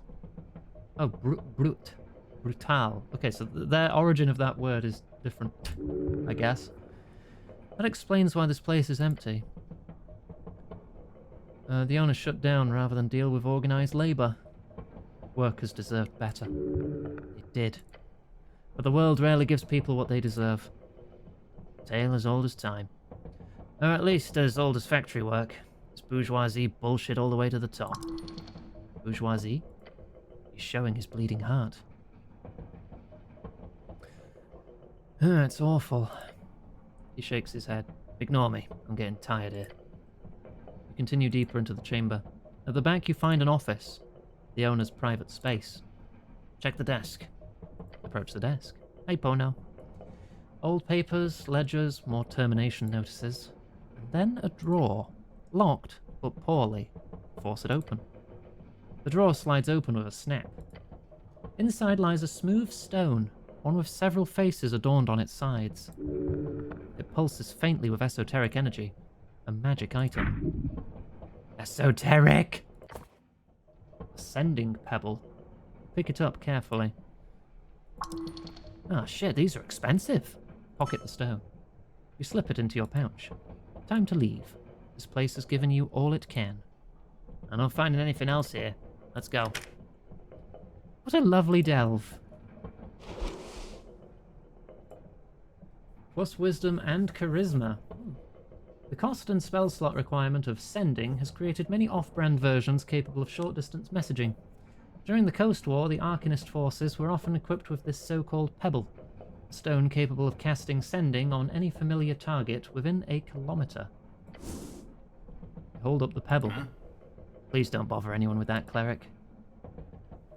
You think about who you could send a message to. There are a few targets you have in mind.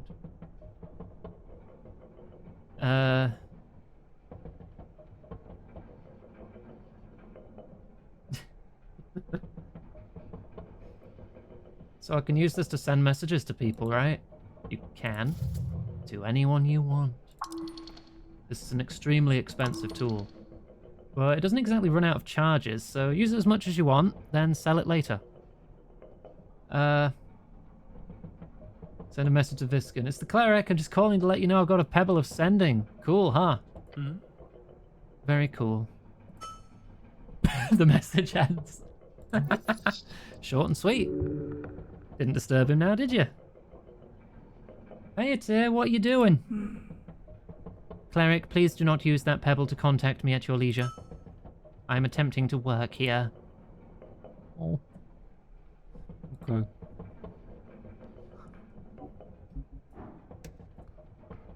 I swear, if I have to roll to climb a ladder. You glance at the ladder. One hell of a climb. What kind of man, what kind of human cannot climb a simple ladder for 20 short feet. It would be embarrassing for anyone of any age to fail this.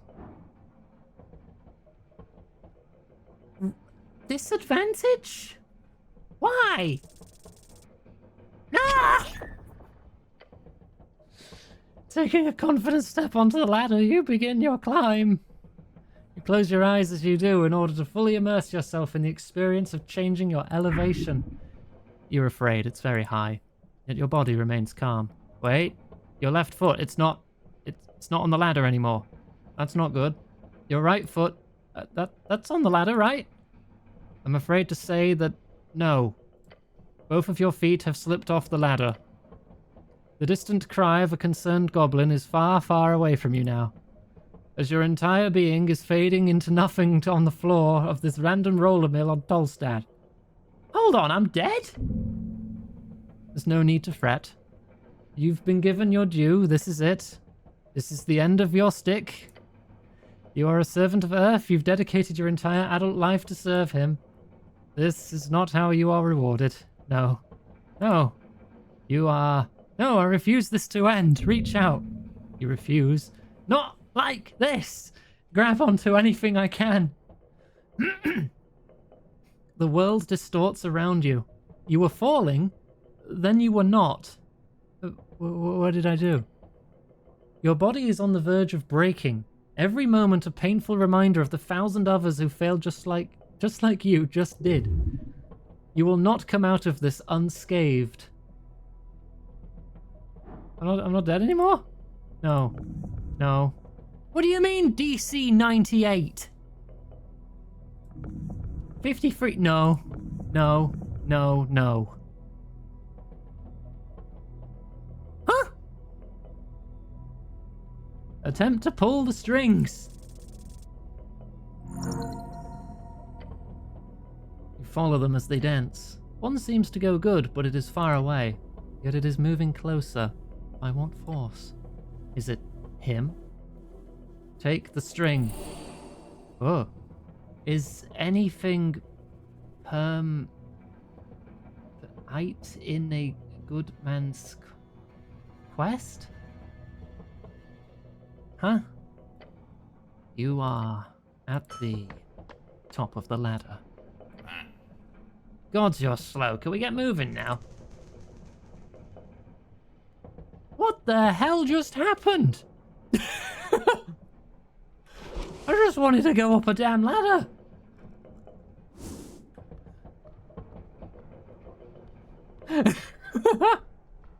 Ooh, what's that? A stress cube. I need to roll a DC 18 to pull that out of... It's a stress cube that's been crushed against the gears. Oh, yeah! Oh, I'm the best. A translucent, somewhat firm, gelatinous cube. These used to be sold as toys/pets. Today they're illegal. Probably because they can technically still dissolve human flesh, albeit very, very slowly. Let's equip that instead. Then I've got 20 charisma. And I'll still fail everything. +1 strength isn't going to do anything for me right now, so I'll just keep that in my pocket. Just in case.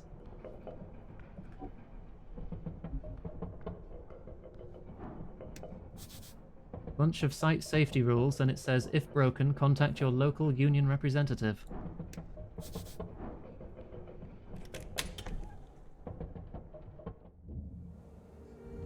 I climbed a ladder, slipped off, died, said no, and then was fine. Maybe? I don't know.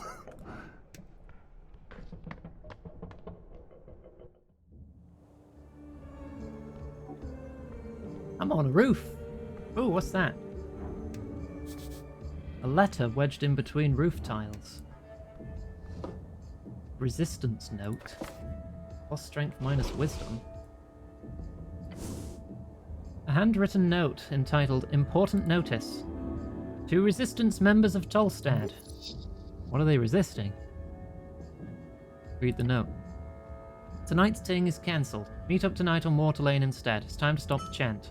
Signed R. Chent. Locally produced newspaper by Asgul authors. Waterlane. Well, you know what Waterlane is, don't be stupid. It's right down below, you know? The underground port, largest port in the city. Closest path is probably through Pillar Crossing. When's the meeting? Evening, it seems. Tonight should mean something like between 7 and midnight, or something. Interesting. A bit scary, too. Young people should not be running around. They could hurt themselves. You ever hear about a resistance, Snell? Yeah, Norvik Resistance or whatever. Minor organization. Basically a bunch of human kids causing trouble. I only know of them because they wiped away some goblin graffiti a couple months ago. I went and talked with one of their mums. Nice old lady in East Housing. After that, we didn't have any more trouble. Nickname for the housing district, where the Paws live. So, they're Freestriders? Nationalists, I think. Bunch of boys. Human boys tend to lean nationalistic for certain reasons. Boys can be non-fascists, it's possible. He shrugs. Sure, anything's possible.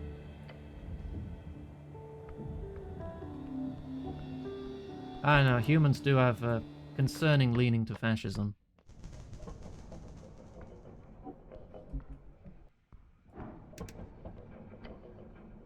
You approach a long way to fall. Thank the gods you don't have to try so hard this time. You take the first step onto the ladder, and then you are at the bottom of the ladder. Yay!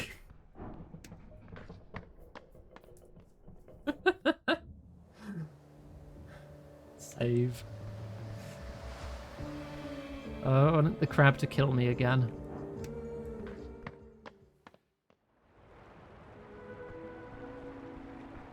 Right, what else can I do and figure out?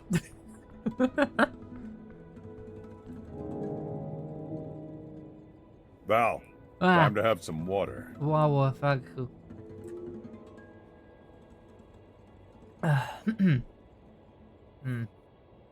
Meeting up on Waterlane this evening. Dwarves' legal documents have expired.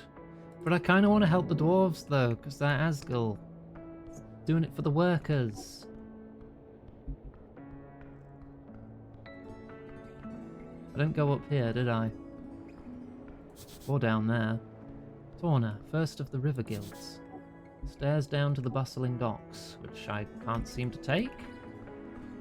No. Whoa. Big bird. Oh, there's money in there. Yoink. Behold, beware those fangs, and the rest. You approach a ball of feathers and wings, and really, really sharp claws. A magnificent creature. Too bad he's clearly overfed. That's rude. Poor bird cat has a unique body shape, and we should celebrate that. If it could understand you, sure. Magical beasts can sometimes understand basic common. You could try speaking with it. It's a griffin, right? You will require to speak with animals to communicate properly, of course. You see a pool of drool forming underneath the open beak of the beast. Wait, look behind it. There's an entrance to the warehouse on the other roof. If you want to get inside, you're going to have to get past this bad boy. The mythical beast snores gently before you. I don't even want to ask what the plan is here. Attempt to pet the beast.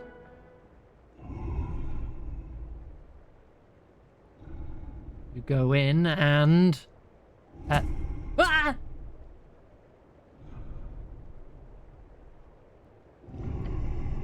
A light tap. God damn it!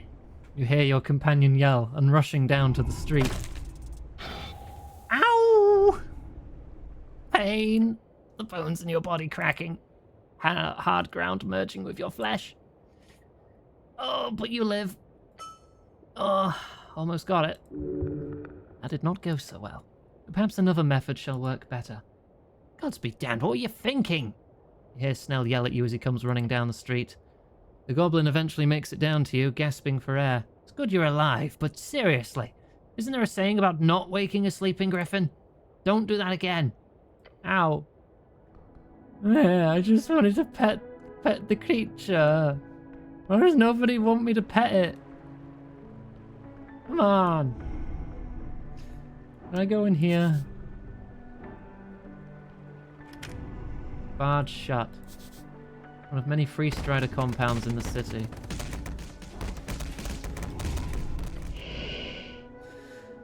Attempt to sneak past it. Wisdom of got slapped +3. Snell, don't you want to pet it too? No, thank you. Seriously, be careful. I'm not cleaning up your guts if that thing skewers you. I don't think I can manage a 21.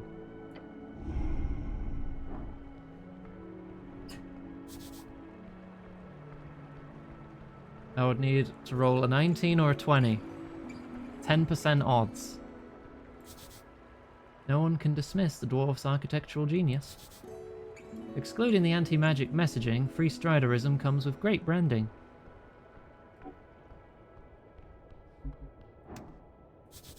Office of Snur Appledent, PN.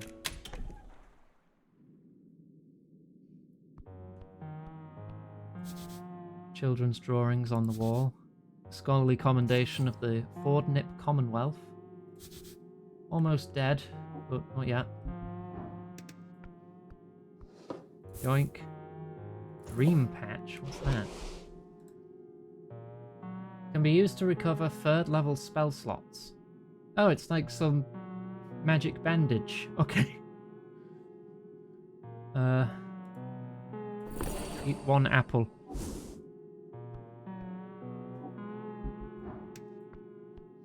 $20.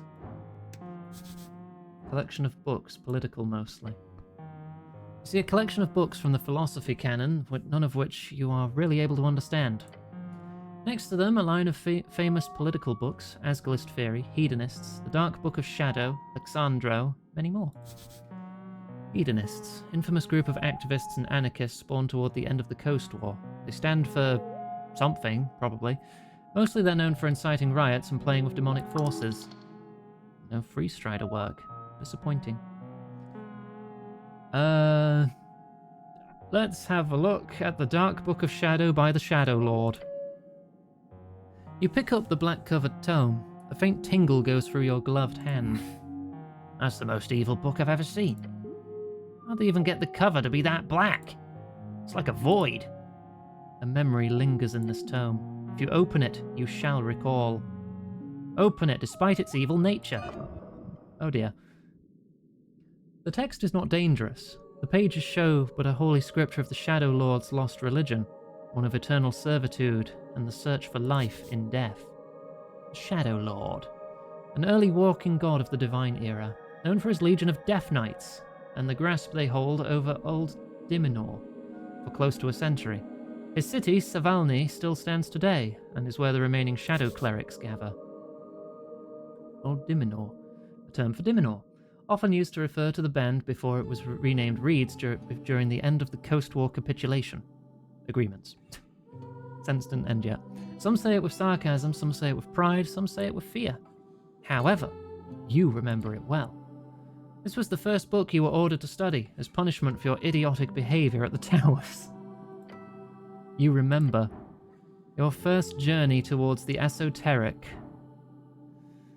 I can try. I have to roll at least a 9. Okay, good. How liberating it was to know beyond any doubt how much greatness hid within your mind. Blurred faces, hushed whispers. A crowd of thoughtful peers, each snickering about your hand. A raised hand among a crowd of sheep. Patriarch, it's not just a religious text. They stare at you. It's a spell book. Those were the words. Oh, how they laughed. He asked you to prove yourself. So you did. I went up to the Patriarch. I took the Book of Shadow. Yes. And then yes. Memorized Detect Alignment. Hey! You memorized it on the spot, and then you cast that ancient spell once used by the Death Knights of the Shadow Lord to subjugate and control the minds of his people. A spell, that is, despite its first level, not learned by most clerics until they grasp the intricacies of higher tier casting. Everyone was left stunned by your excellence. They should have clapped. To not only master such a spell, but to do it in seconds instead of days. That moment, it was yours. From that moment, you marked your place at the towers as the greatest spellcaster, the greatest talent among them all. However, as always, the weak fear the strong. That moment also began your ostracization. It turned me into an ostrich? You would never be among them, never have peers. None would see you in any way as a brother or a comrade. I would be a leader. You are. And you shall continue to be. Gasp for air. Your vision is blurry. Close the book. Detect alignment. For an instant, any creature of the types aberration, celestial, elemental, fey, fiend, or undead will be clearly indicated to you. Additionally, any behold check will reveal the creature's alignment in accordance to your strings. The spell affects all creatures in the current area. See why I would ever need that. Magical quill and paper. Yoink. Tiny dictator. Gives 2 intelligence. Advantage against bureaucrats. God damn it.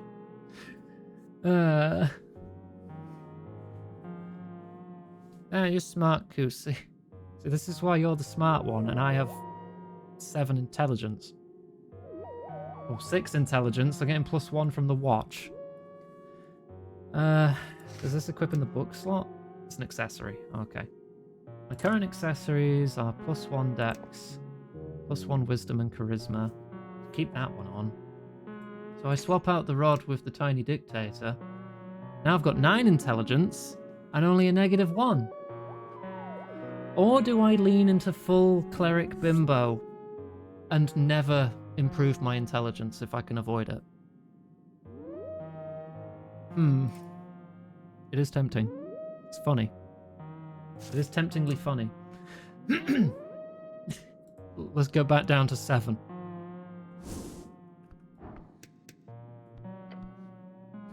You take a step into the cramped office. We never smart again. Okay. I refuse the aspects of intelligence. It's only fine at a 7 because 7 isn't any functionally different to 6. You take a step into the cramped office, standing in front of a sleeping halfling. Isn't that a gnome? What's the difference? Aesthetics only. They assure you that there is a distinct biological and esoteric difference, but you know it's all hogwash. They're short, they're stout, they're the same. God, I'm an idiot. That is reductive and false. Don't even think things like that. My wisdom helps at times. Hello? Oh. He moans and slowly opens his bushy eyes. His confused gaze focuses on you. Life is pain. What? Terrible, terrible pain. Ugh, he mutters and rubs his face. The wrinkles fold over one another like waves on a storied sea. Are you... He looks at you with his weary expression, then he rubs his nose and sniffs twice. Are you here for the invoice? A quick glance to Snell. His words come out in a typical Fordnip accent. What? The invoice! Lean over to Snell. Should I have an invoice? No. No? No? Oh. Oh, hold on. I've already paid that invoice. You're here for something different. He leans in, facing Snell. I hope Queen Goblin has no quarrel with this old scholar. He holds up a palm. No, we're here on city business. Yeah, I've got questions about the tea shop, mostly. I'm exploring random buildings and yours was unlocked. That's not. So you're a trespasser of benevolent intent. I guess that's not too far off. Curiosity is absolutely vital for keeping the old brain in motion, so I commend you, cleric. And you as well, my goblin friend. He looks around, grunting. Can I get either of you some fucking water, or... He wields swear words like coastal winds. You like this guy. He's like a rabid dog, without the biting. So far. This halfling is wild, in a fun way. No, thank you, your companion replies very quickly. You're Scholar Appledent, right? Me? Yes. I am Snur Appledent, he says and bows his head in the chair. Scholar of Fordnip University in dedicated service to the progress of AIS. AIS? Alignment Intent Studies. Alignment. Everyone's got one. Some spells can detect it, but don't read too much into it. Alignment's just an internal thing. Doesn't really have too much real-world application. Primarily, my expertise lands on the topic of alignment and its many historical, contemporary applications. Some bullshit, I'll tell you. These days, I mostly deal with other forms of study. Specifically, I run this office here on the experimental technique of psychoanalysis. Oh, what kind of magic's that? No magic at all, although there has been some detect thoughts involved at some points in the development. It's a form of mind healing, as they call it. I'll be one to call it support instead.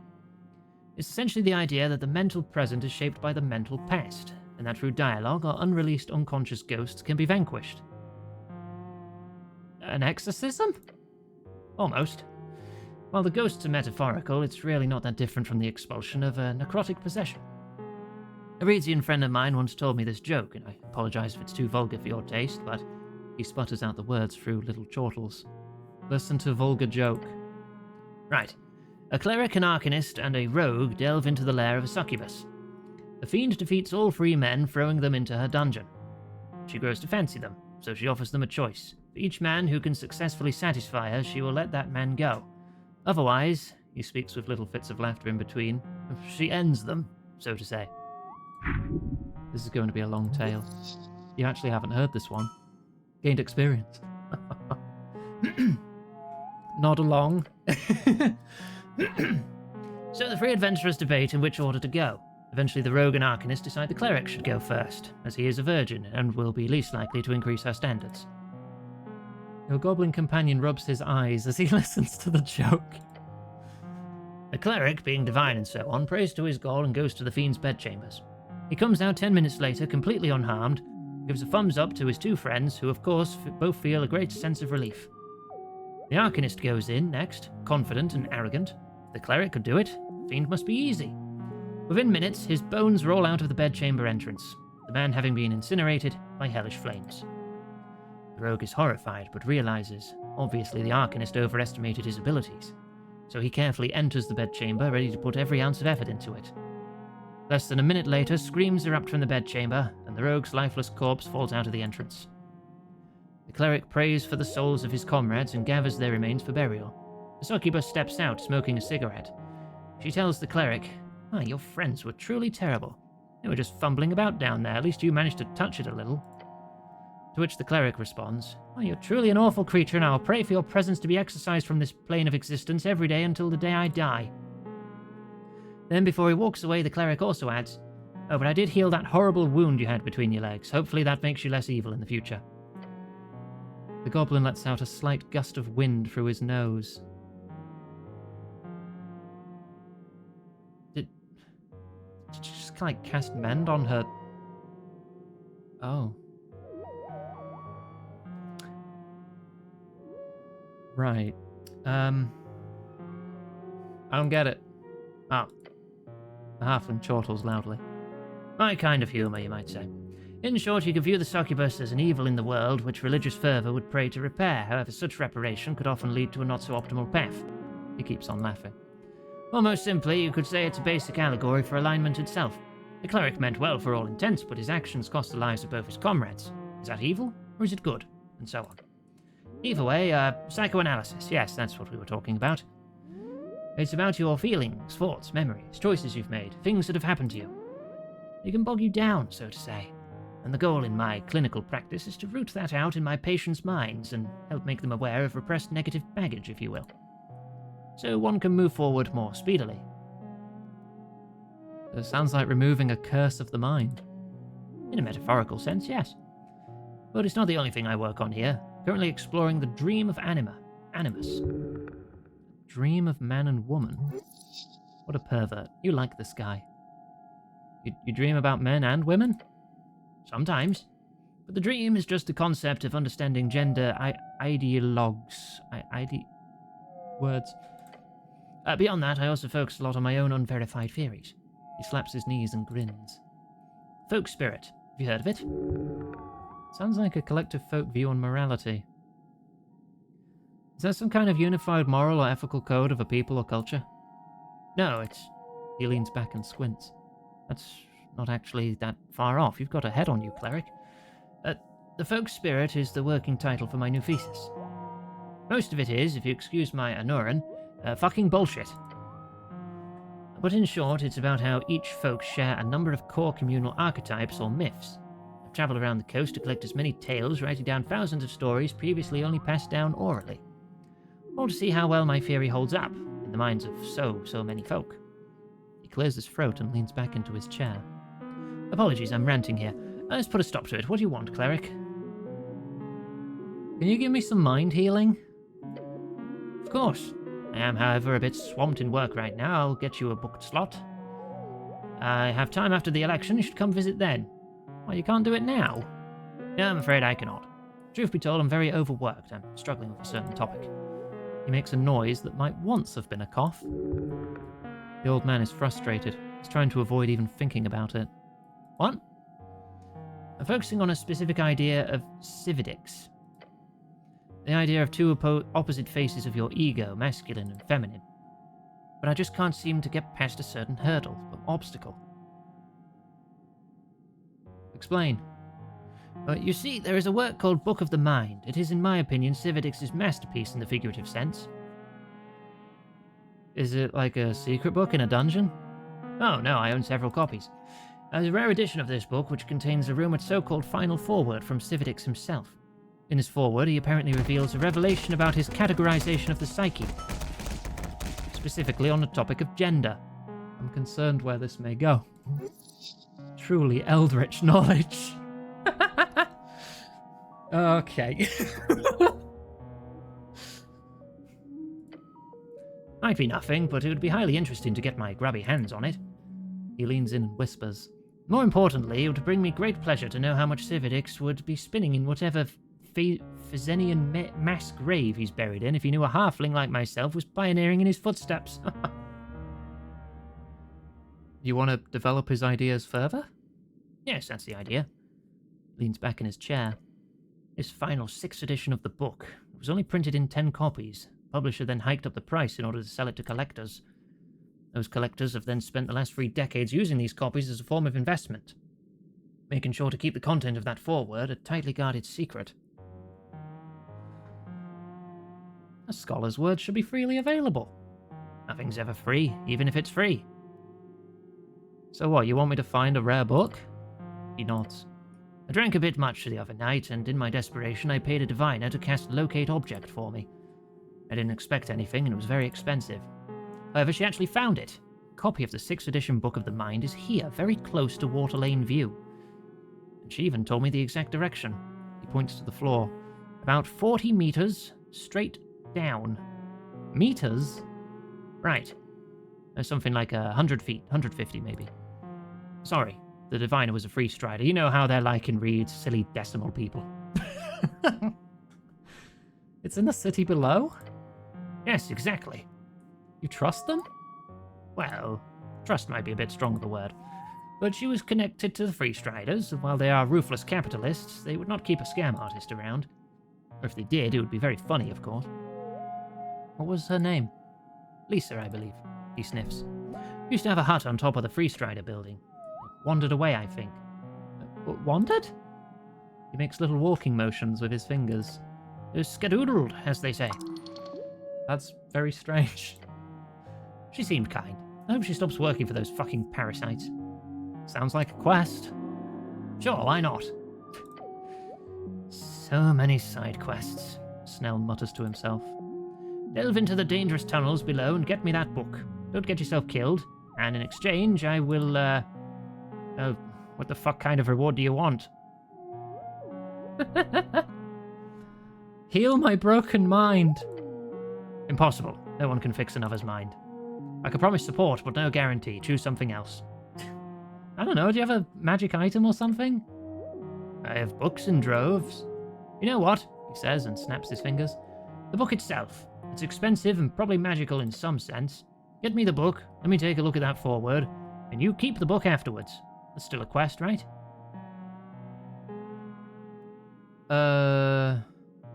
That sounds wonderful. I love quests. I'm not an expert in what kind of weird shit is down there, but the city below is dangerous, so don't wander blindly. Good luck, cleric. Alright. God, there is so much I can ask about. This guy has so much dialogue. I should probably start asking people about the tea shop, shouldn't I? What do you know about the exploded tea shop? Oh, horrific. He gestures wildly toward the rocky wall. Shit started shaking. It was as if the red rock of Tolstad itself was cracking. For half a second or so. So you were down here when it happened? Yes. I think I was asleep, but the sound awoke me. Did you check it out? No. Someone told me later. I have work to do here. Hear anything about it? Rumors? You shouldn't believe rumors, cleric. But yes, I did hear some nasty stuff. Some people seem to think the owner did it himself since he's missing. Some others think the city did it since they printed a clear lie in the post. I've also heard people say the Asgalists are responsible since it was their hideout. Or the Freestriders did it for the same reason, blowing up Asgalist opposition and so on. It's all bullshit, of course. Don't believe rumors. Okay. Good. What is love? Love. He lets out a frustrated groan. Pure calamity. Deadly and destructive, its nature is just perverted and foul. Because it is a complete surrender, without idealization. To love is to accept, without proof or demands or conditions, this complete surrender to another, ridiculously risky. This guy's more fucked up than you are.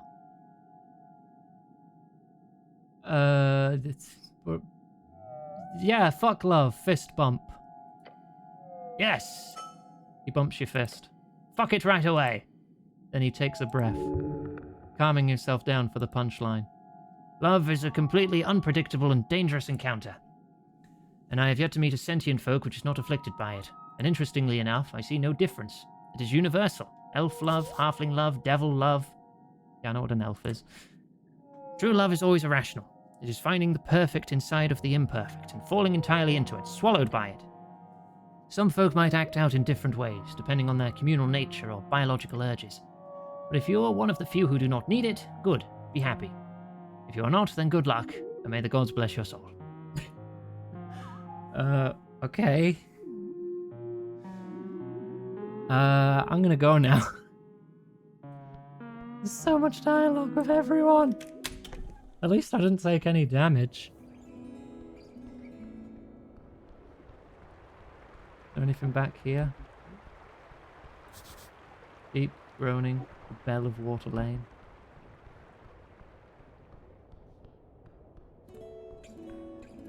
I don't know how to get up there.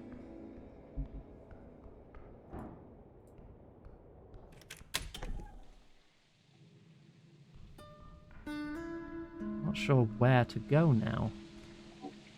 What I can do. I've touched the tree there. Goes to the Goblin Garden. I can't go in there.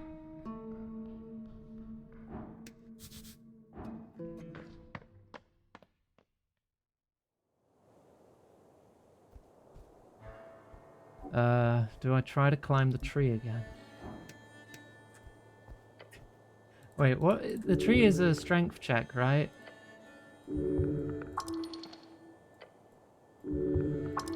Yeah.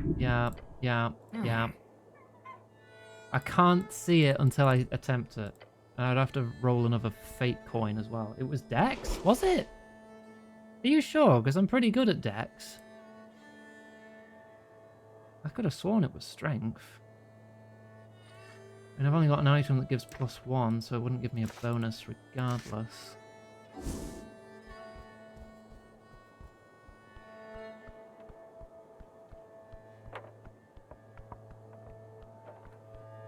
Oh.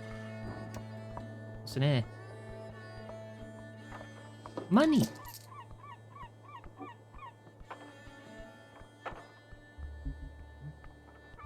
What's that? Sneaky apple. I want the sneaky apple. Yeah.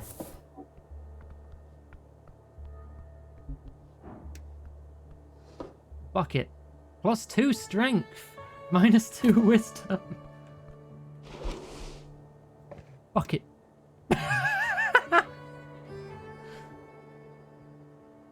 You have to wear a helmet. Okay. But the bucket is one of them. Hang on, I'm going to climb that tree with a bucket on my head.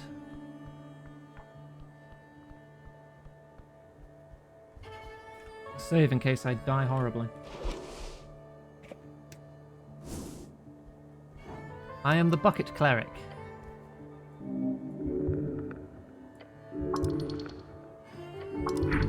Climb the tree, come on. Climb the tree. It is Dex. Okay, never mind. Try again! God freaking damn it! Another 2? 4 damage! I've failed climbing this tree 3 fucking times. Not even strength. I don't have anything that gives more dex. I do. I do. Please don't put it on.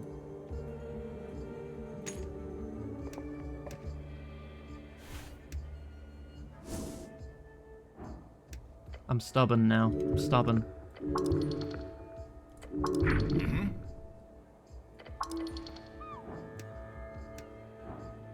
+1.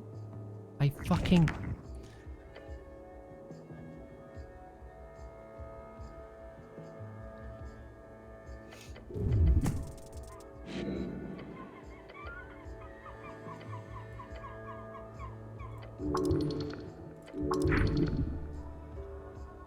Climb tree. Try again.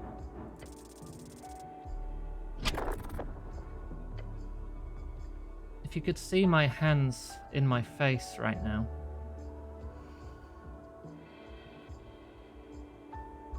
So, do you see what I mean when I say I'm one of the unluckiest people around? No wonder you don't go outside. Exactly!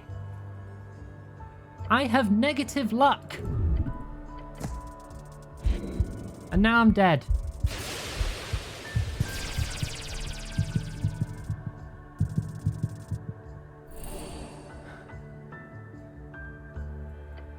I hate this tree.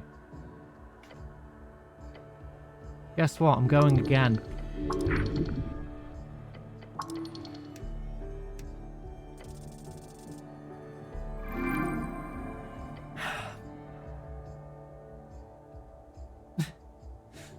Wrapping your body around the trunk, you lift yourself up. The bark is rough enough for you to get a pretty firm grip despite the vertical nature of this feat you're attempting.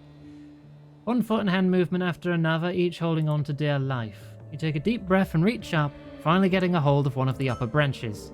You've done it. Heaving yourself the last way, you get a view you did not expect. A bird's nest, unguarded, full of shiny trinkets. Jackpot. Shove your hand inside the nest. Do I take the ring, the coins, or the polished stone? Can I not just grab everything? Give me a ring. Ring of protection? Coins? Oh, I can just take everything. Thanks, birds.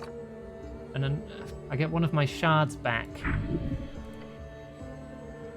Right. You lived, I'm surprised. Now can we go? Bye, tree. I hate trees. Dampens high damage. Yes, please.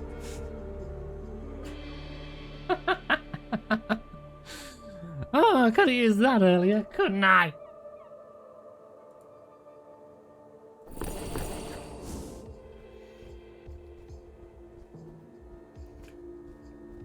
How many?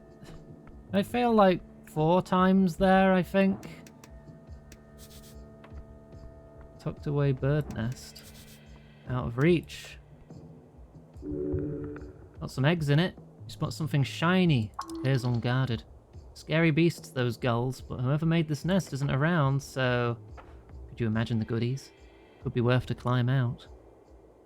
I'd really like to climb out there and give it a shot. No. That's fair. Yes, it is. Clearly I need the dexterity back. Now try.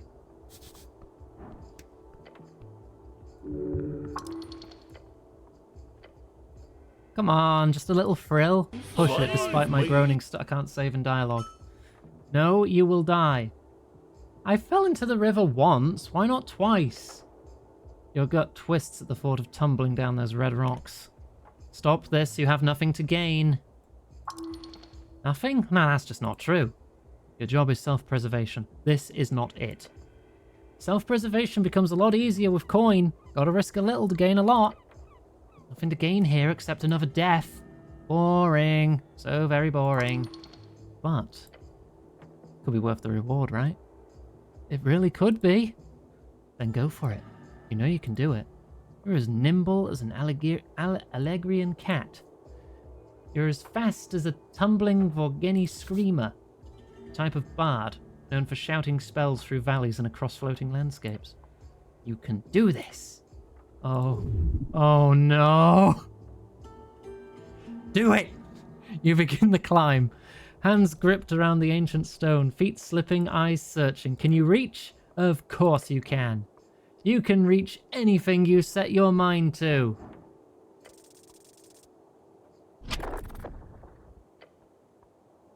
Suddenly, you lose your grasp of anything solid. Followed by air, then down, and then... not again. Everything is cold and strangely familiar. Your drenched uniform clings to your flesh in the red rock of Tolstad. You're alive. You realize where you are, or at the very least an approximation. Below the Goblin Garden again. Death in perpetuity. I guess I have to climb back up again, don't I?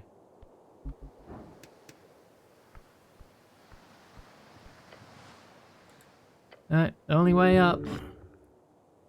Hey, Snell. Going all the way over here, huh? Please save me, Snell. Working on it, just start climbing or something. You failed once, -5. Advantage, the goblin is helping. How many times am I going to end up down here? I failed both with advantage.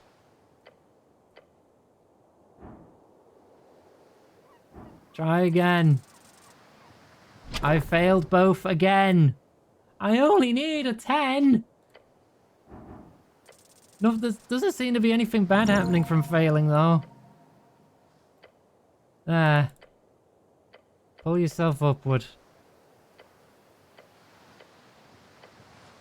Please don't do that again, okay? I'm about to go do that again. Let's go. Oh. See, it's only here. It's only here. Can we save now? Oh, would you look at that? I'm in dialogue. Damn, what a shame.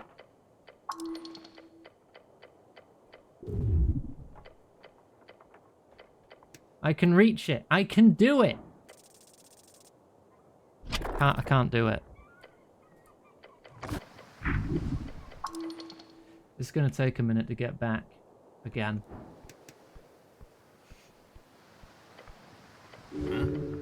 Hi, Snell again. Can you help me up again, please?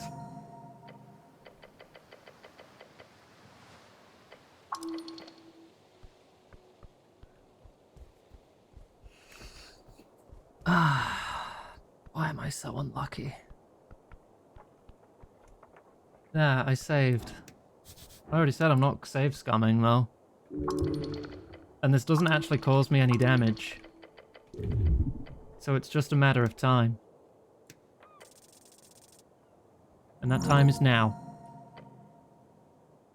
Yes! Yeah, the DM feels pity for me at this point. Just barely within reach, you feel the shiny object in your palm. Climb back up. Lies in your hand, teeming with energy. Esoteric might. Aberrational force. You return to solid footing.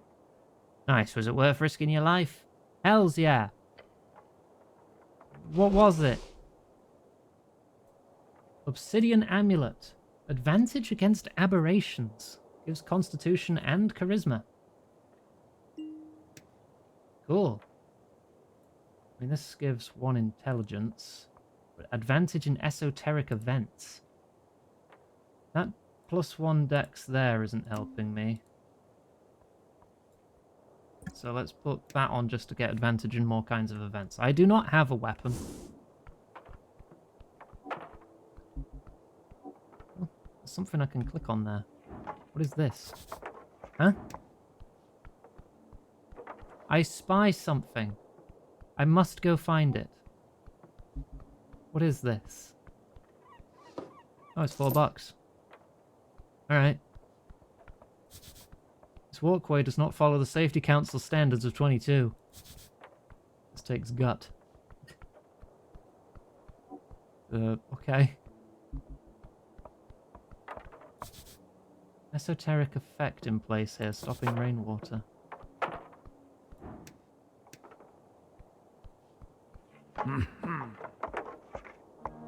So, a nobleman, huh? In the old country, yeah. Doesn't matter here, I'm just a foreman of the Tolstad district. Doesn't matter. If he's a noble, he must be rich. How much money do you have on you? Didn't your mummy and daddy ever teach you true to ask about someone's mint? I bet you're only here because of mummy and daddy. What'd you say? Oh, you must have misheard me. I said don't forget to thank mummy and daddy for the foreman position. He clenches his jaw and stares at you. See, that's the difference between you and me, human. He takes a deep breath and mutters, my work speaks for itself. Yeah, about the rally. I spoke with Agent Vera. Really now, what did the brute say? Careful now, the situation's on a blade's edge. You could either taunt him to see if you can get him to act out, or you could try to reason with them. Or simply tell them to leave. I mean, if you don't leave before sundown, you'll be fined and arrested. Or a pretty nobleman like you wouldn't want to get arrested now, would you? Do I taunt him? I kind of want to side with the Asgalists, though. There doesn't seem to be an option to do that in this quest.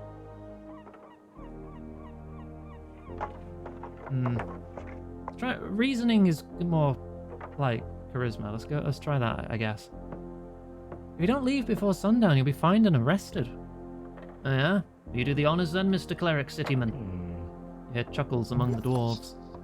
They find you ridiculous in your old school armor. It's gonna end poorly. Abort. Abort!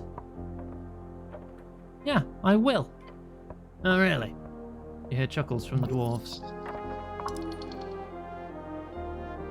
Grab him, begin encounter. Oh yeah? Oh really? The dwarf speaks with the intensity of a boy who desperately needs to prove his manhood. Uh-huh. Uh-huh. Why is he playing along with this? Yeah-huh. Ah, the dwarf exclaims with a guttural noise. Your very core is chilled by his aggression. Even his boys take a step back. Or someone else, maybe. Someone, huh? Some grunt with a paycheck, I bet. And you'll probably get a massive fine, or jail. The other dwarves start grumbling among themselves. You sense a falter in Alphoz's expression. The dwarf can be negotiated with now, but it helps if he sees you as an ally. Hey, he says, leaning in. What do you expect me to do, huh? These boys are counting on me. Leave them be? Why not? They'll be chased away eventually anyway, not your problem. I just noticed the mouse changes colour with whoever's talking. He's standing here for pride and nothing more. It's only good for the cause and his men if they leave at this point. You must show him the truth. As terrible as it is, leaving is the best option for these poor activists. Now go ahead, they're not dumb, Snell whispers to you. Now listen, just talk. Show him why it's in his best interest to leave. I gave myself an extra +5 DC because I pissed him off yelling at him.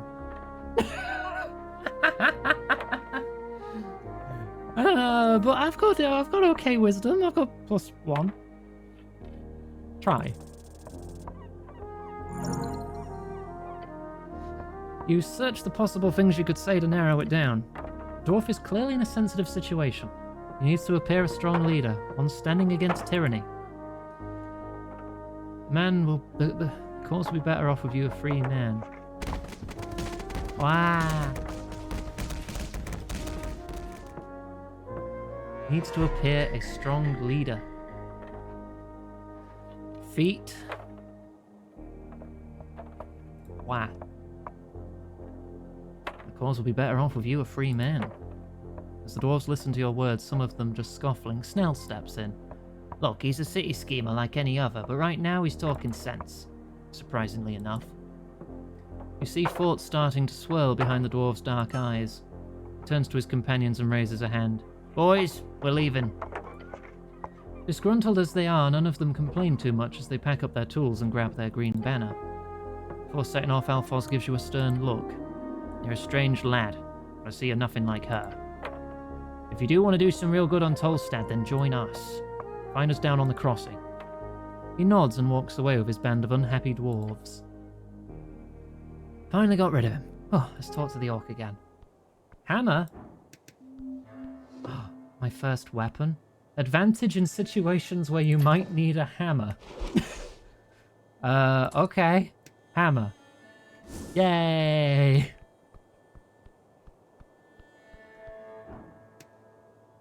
What can I steal from you? $50? Yeah, nah, I won't. Mm-hmm. I have to say, with all due respect, well done. Right, the dwarves. Oh yeah, I saw the whole thing. The whole thing? That's how you handle them, by resolving it with a few kind words. Won't say it's not impressive on its own, human. You said what you had to make things happen. Easy. I said what I had to say. Fair enough. At least it's over now. You've done a great service to the Ascani Reed's trading company today. And on the topic of payment. Oh, $50. Is that what I could have pickpocketed from you? She hands you a pouch of silver coins. Yes, jackpot. Thanks. She gives you a kind smile. She's an expert manipulator, that one. May Earth smile upon you. And do visit our trading post down on Waterlane if you have time. Ebu. I would love to see you there. She would love to make use of you there for profit. Make great loads of coin working with this orc. I love you. I'm sorry? She pretends not to hear you.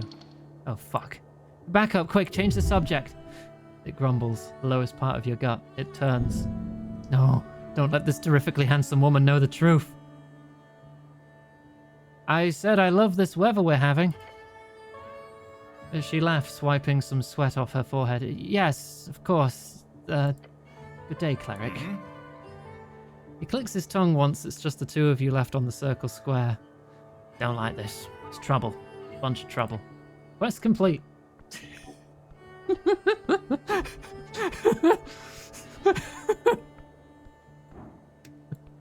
Coward? Come on. Let's see if I missed anything down here.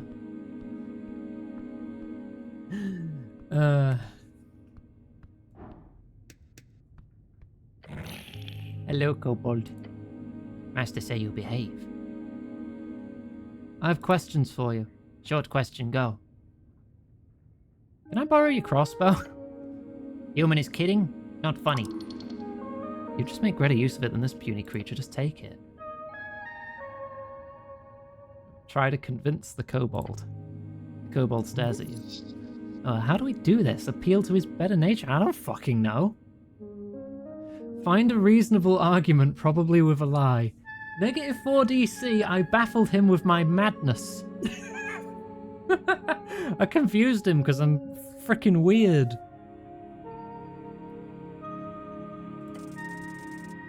$19 + 7. Oh, I should have done that to begin with. Oh, you know exactly what to say. There's only one thing that could possibly convince this kobold that you should get the crossbow. And that is, of course, Viscan asked me to get your crossbow. Master did? Yeah, he said I needed it more than you. What? Why? Kobold seems to believe you somehow. He said you were so strong that you don't need it anymore. Kobold squints. He leans back and smirks, then nods. Here we go. The kobold reluctantly and slowly hands over his crossbow. Master always right. The fact that he handed it over without even asking the pale man first. Love it. With the crossbow safely in your grasp, the kobold scoffs. A weak human. Of course you need crossbow. Thanks. Plus dex and wisdom. Oh, I could get to 14 wisdom. Yay! Look at him sat there with his arms crossed. Oh, little baby. I have a crossbow now. What else can I do down here? I've probably missed some stuff, right? Can I talk to this pot? You find this pot to be empty. Cozy spot.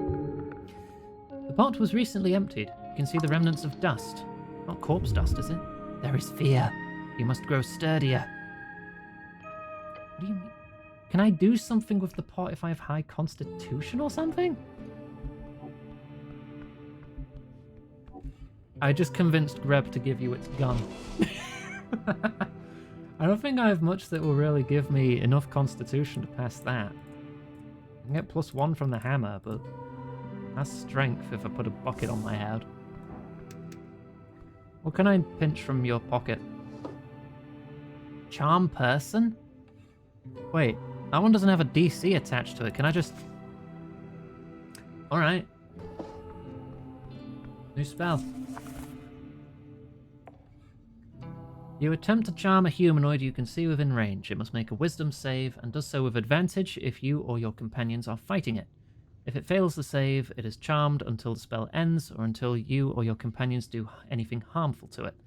Charmed creature regards you as a friendly acquaintance. When the spell ends, the creature knows it was charmed. There's still the zombie in the downstairs, but I feel like it's going to kill me.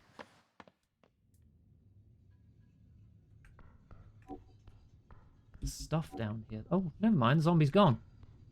Hey. More apples for me. Imported goods. Receiver is marked as HWBT. Almost empty box, except for a stale treat and a pouch of $25.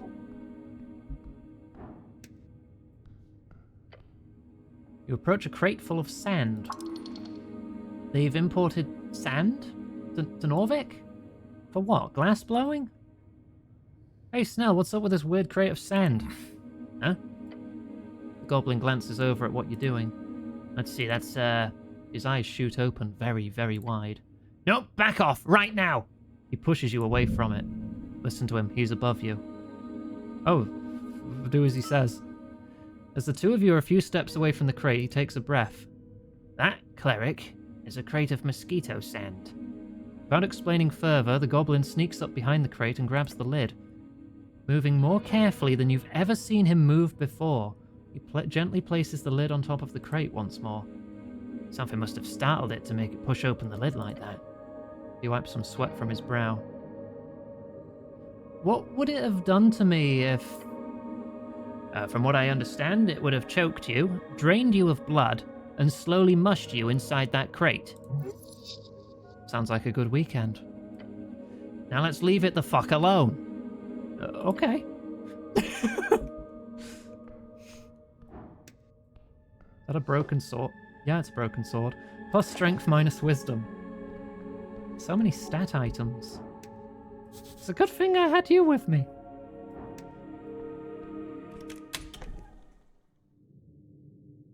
Oh. That's connected directly to your place of work. That's peculiar.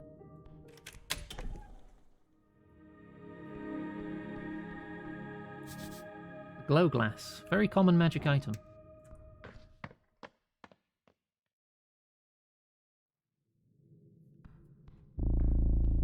So the sand itself is like a mass of mosquitoes or what? Glowing mushrooms. Must be tasty. I mean, yeah, if they're glowing, that means they're good. They'll recharge your batteries.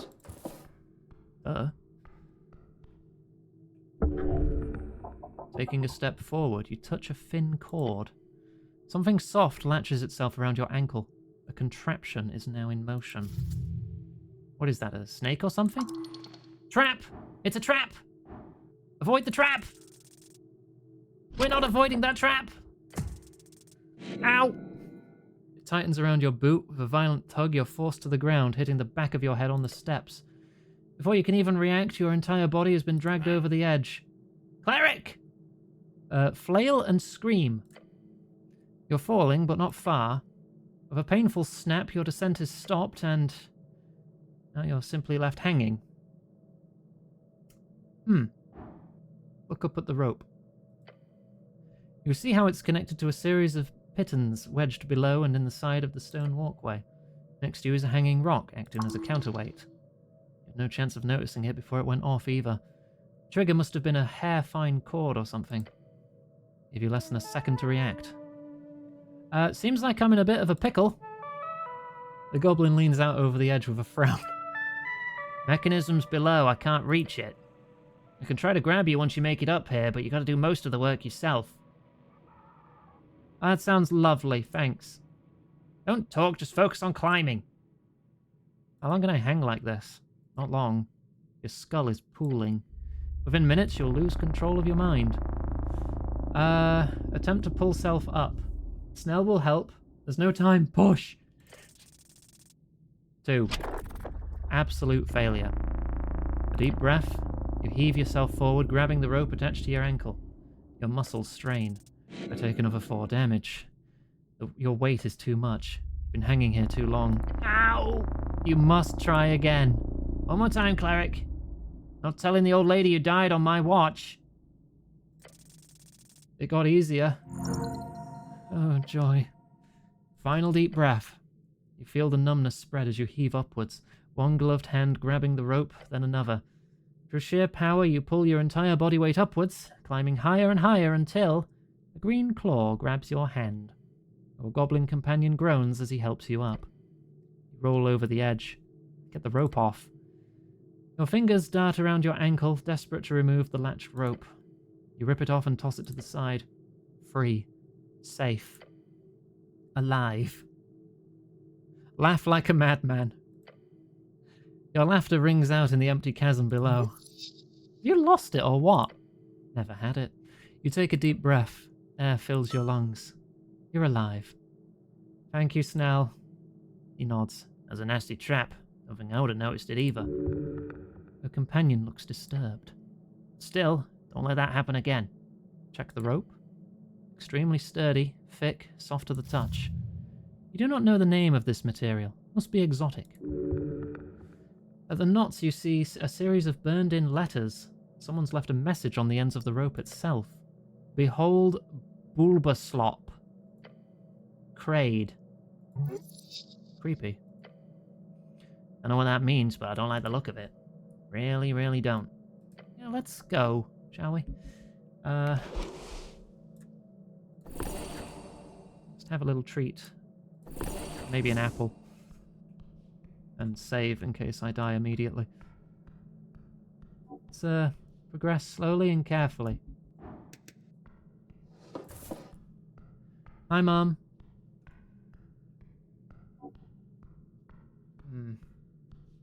Oh, it's another section of the pillar. I should rub my face on it. Pillar of yore towers before you. He's speaking to you. Touch the pillar. You place your hand upon the cold surface. Your body quakes, standing in awe of this ancient object. How many battles do you think it's seen? How many deaths? How many noble sacrifices given to one's god or king or people? You do not know, and that frightens you. Perhaps one day you will join in that sacred sensation. Perhaps right now. Try feeling it. 8 on strength with a -2. I need to roll at least a 10. So my odds are 55%. Well, there's the 45. Closing your eyes, you begin to focus, your mind placed squarely at this esoteric force. Your mind forms into an arrow, and you fire it forward, but it is repelled. Opening your eyes, your hand is no longer pressed against the cold surface of the pillar. You're instead holding it against your heart, shaking. Oh, this is wrong. Yes. Try again later. Whatever is whispering to you from beyond is more powerful than you imagined. I have a feeling that's why there's a frickin' funny rock here for me. So I can try again.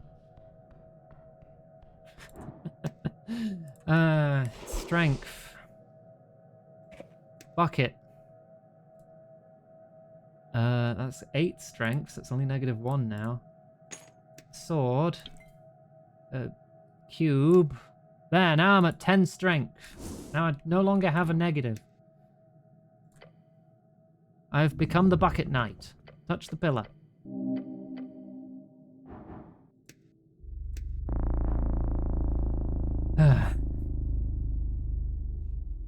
Right, I just need to roll at least an 8. Yeah. Yeah, alright.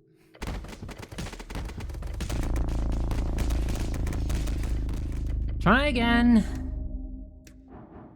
Just at least an 8. Thank you. 3rd time's the charm. Your gloved hand presses against the surface. Find the will to listen, to bear the burden of that solemn voice. Silently mumbling the same words as always, to your God, to your people, and to this great city. It fades, the voices grow, not in size, but in number. Some of them join in your prayer, some dismiss it, some hate it. Before you, a dark landscape stretches, covered in the bodies of the damned and the waiting, their souls on display for judgment and callous sorting. Among them you see one face turn to look at you. At first you believe it to be him.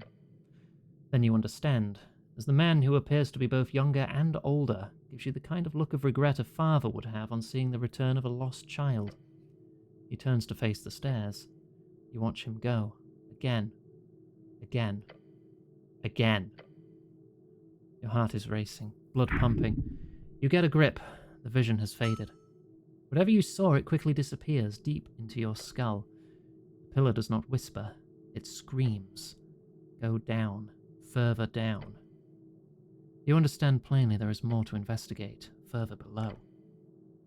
I'd say the freaking bucket off my head now. I don't want to lose my wisdom. What else did I have there? This? Yeah, 16 dex, 14 wisdom. Yeah. Okay, good. Can I, save a loadout? Can I... Oh, I can organize things.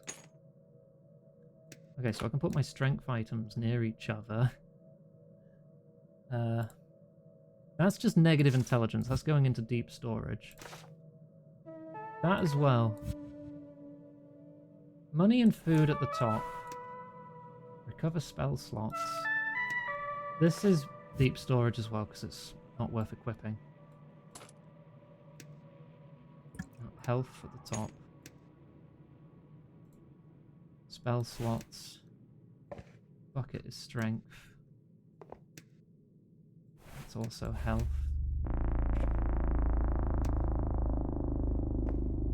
Wisdom and charisma.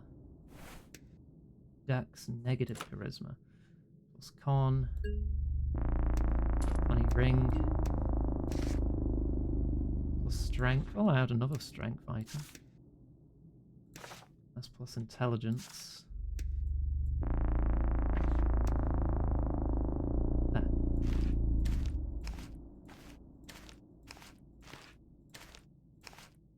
Oh, you can sort it by everything. Oh, that's so nice. Oh, and then when I go back, it auto-sorts. That's less nice. Alright, well, I mean, if I can sort it by every category, that's... I can just roll with that. Ooh. Little friend? Examine. A rat! It's not really running from you. Oh! White rat. Hey, look at him! He's like, hey, what's the matter, you? Come here, you. I have a friend now. A white rat. It acts shyly, but approaches you nonetheless. It looks like it doesn't really want to get grabbed by you, but it also doesn't fight it. Instead, it just follows along. Sort of not very happy with the situation, but what can you do? Friend. I can equip it to lower my charisma. What? What? Does nobody like rats? No taste. Rats are adorable. I have the feeling I'm about to run into another trap. Narrow corridors and dungeons never hold anything nice. Very maze-like.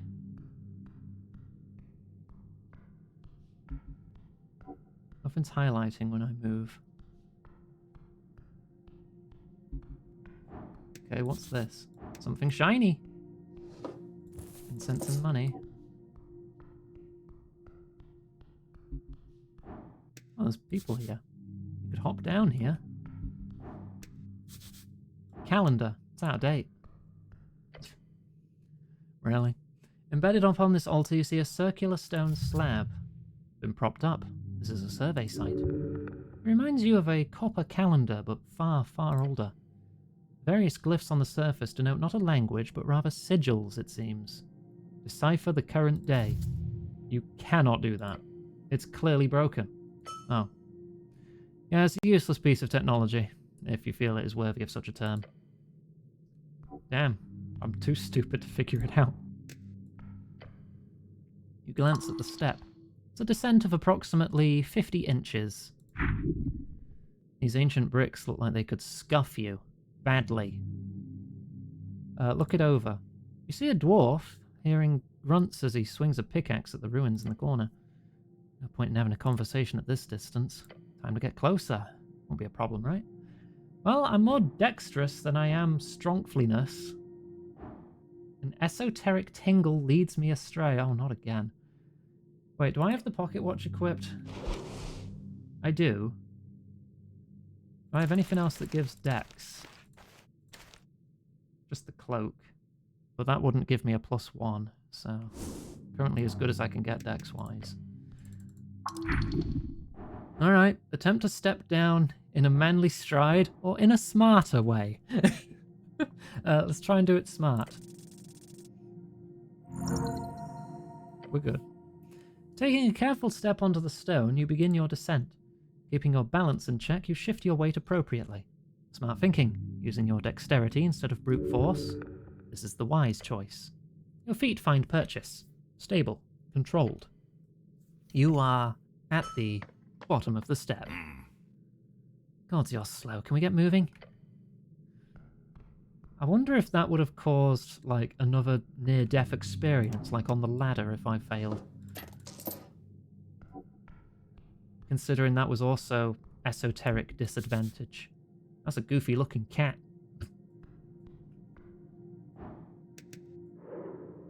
Axel Madsen. Behold! Under dwarf, level 5 archaeologist. This right here is the fourth pillar of the feudal system. A spelunking, delving, digging, roaming, true-blooded adventurer. Though he's seen a lot of shit in his days, Axel still has his glowing eyes set on the next prize. The true reward of a life on the trail? A horde. Okay. Beside the buried statue, you see someone up on a ledge. There's grunts echoing down the chamber, along with the sound of iron against stone. Hello up there! The dwarf's smouldering eyes widen as he sees you. Look, Romulus, we've got an official visiting. If that don't make us official, I don't know what will. Rust monster. Tame. Peeking out over the ledge, you spot an orange monster creeping about. What are you doing here? Me? Ah, you know. He lets out a smouldering laugh. Dwarf's gotta have a hobby. He puts down his tools and strikes a pose. Let me introduce myself. I am Axel Madsen. Pleasure to meet you. You're a Norvician cleric, I presume. Not just. I'm the cleric of Norvik. I'll be damned. Others are starting to notice the cleric in your step. Not sure what it means, but it sounds expensive. Oh, and you've got a goblin with you. You HWBT, friend? Yeah, you're that dungeoneer looking for cats, right? Cats? More or less. Hope your lady wasn't too mad about my inquiry. I'd say annoyed is a better description. But it's fine. Just don't trespass anymore. Will do. Or I won't, but I should correct you, I'm not a dungeoneer. More of a, With a bright smile, he adjusts the collar on his uniform. I'm what you'd call a historian with ambition. As he says it, the orange beast sends an echoing hissing noise down the chamber. Is it just like a crawfish or something? Exactly, Romulus. We're here on an expedition of grand proportions to find the legendary missing mine of Tulamon, Tulin cattle. Well, that sounds like a quest. Thank you for the follow. Oh yes, indeed. But just to be clear, I'm not sharing the spoils just like that. Fair enough, treasure is earned. Lost mines of Tulamon. So here's the deal. I'm in trouble. His pet makes a loud belching noise. Alright? Romulus Rust Monster, yeah. Right, He mumbles and gives the monster a pet on the back. What, he can pet it? Why can't I? you want to help, friend? Help a stranger? That's how fools are robbed. Sure, if you pay me. Sure, I've got some loot to share if that's the case. Smart. Always negotiate up front. You see, there are two strange ruins in this section of the city below the city. He points at the statue. White Mane Ruins. Before the dwarves and humans, and even trolls, this place was ruled by cats. Cats? Ruling an empire? Theory goes, the snails of Tulin had an esoteric mine not far from the Pillar of Yore. The mines of Tulamon. A place of thick veins with endlessly growing amber and platinum. Endless treasure.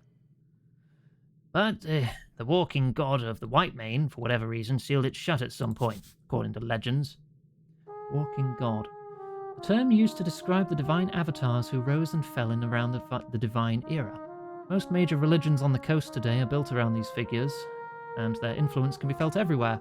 Earth was the last known walking god when he faded 27 years ago. Wow, that's not that long ago at all. Well, in this manner of speaking.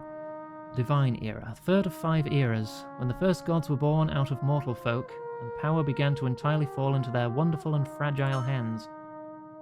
Sealed esoterically, probably, since we can't seem to locate it. So there's ancient snail folk, and then slightly less ancient cat folk who built cat stuff on top of the snail stuff? Exactly. Alright. So you're looking for it? Oh yeah, I'm not alone in this, of course. But my research has shown me clear indications that these two ruins below Tolstad are more or less unexamined, at least by skilled hands. So what's the problem? No problem with this site. But I'm almost finished here, and I'm unable to gain access to the second White Mane ruins, because it's inside HWBT territory, and they're very unwilling to allow a dwarf like me past. Your lovely goblin friends have hired a brutish bugbear as a guard, but you're a cleric. If you can get access into their territory, then please head south. Through the damp high caverns, there should be a White Mane ruin at the end, a shrine, probably marked by a bunch of feline symbols. He gestures towards the giant statue. Oh, just look for big cats, essentially. What do you want me to do? He leans over the edge. All I need you to do is tell me if you find a symbol of a sun or 2 blades. Sun, light of the day, great source of power that moves alone across the sky over the day. It follows a different pattern of movement in each band and with different intensities. In Ascani, it is small and moves quickly. Feet have been removed. Either of those, then report back to me, if you're able, and if you have time. He sighs, a deep, frustrated sigh. Wish I could do it myself. Darn those goblins. No offense, he adds, giving your companion a nod. None taken, I really do not care. Alright, sun or 2 blades. If I find the shrine, I'll investigate. Great, good luck. Gives you a thumbs up. You know anything about the tea shop? Crosses his arms and gives you a long nod. It's a type of cafe. You know, they serve tea and other drinkables. Sometimes they even have pastries. Love cardamom treats. I also love cardamom treats. Oh, my friend, you are truly of good taste. But no, I mean the tea shop. He clicks his tongue. Is there some special tea shop I should be aware of? How long have you been down here? About a week by now. Takes time to set up a secure perimeter. A week alone in the city below? Really is an expert. So you don't know about the tea shop that exploded? Exploded? Thought the election was bad enough as it is. Now they've got exploding tea shops? Norvik's in trouble indeed. Oh well, he mutters with a shrug. Can't help you there, friend. Okay, bye. Oh, we got another quest. And we're still no closer to solving the first one. Alright, just step up. There.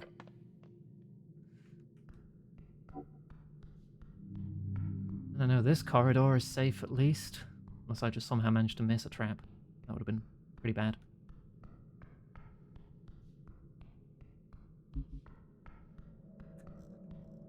Well, there's a skeleton there. That bodes ill. The door there.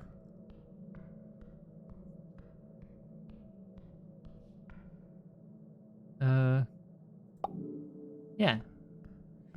Give myself a little light. Or whatever that helps. I don't know if it really helps or does much for me here, but some light's better than none. Might be some visible dice rolls going on that'll help with, I would hope.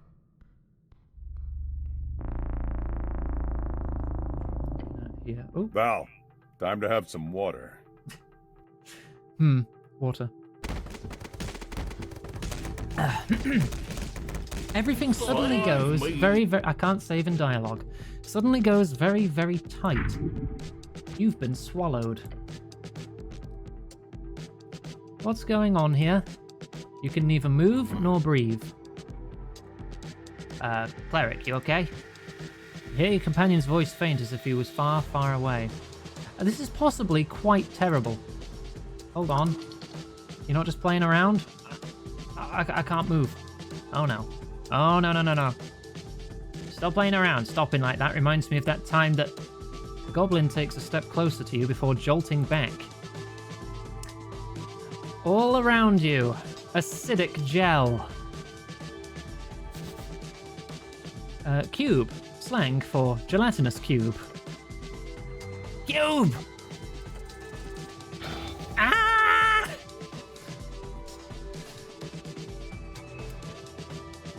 It is seeping into every crevice.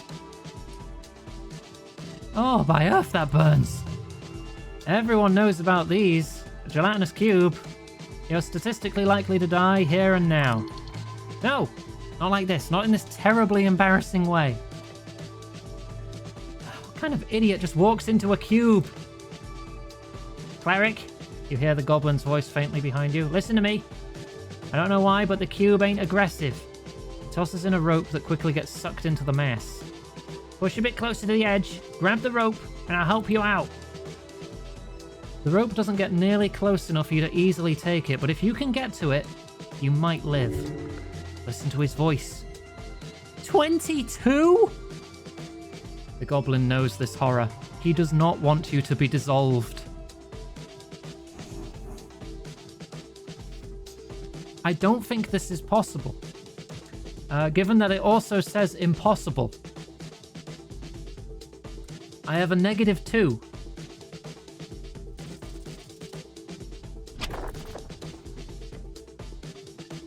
You struggle around the incredibly hard mess around your limbs. Around everything. Strain and push. You fight, yet your muscles give out after reaching just a little bit further. 10 damage.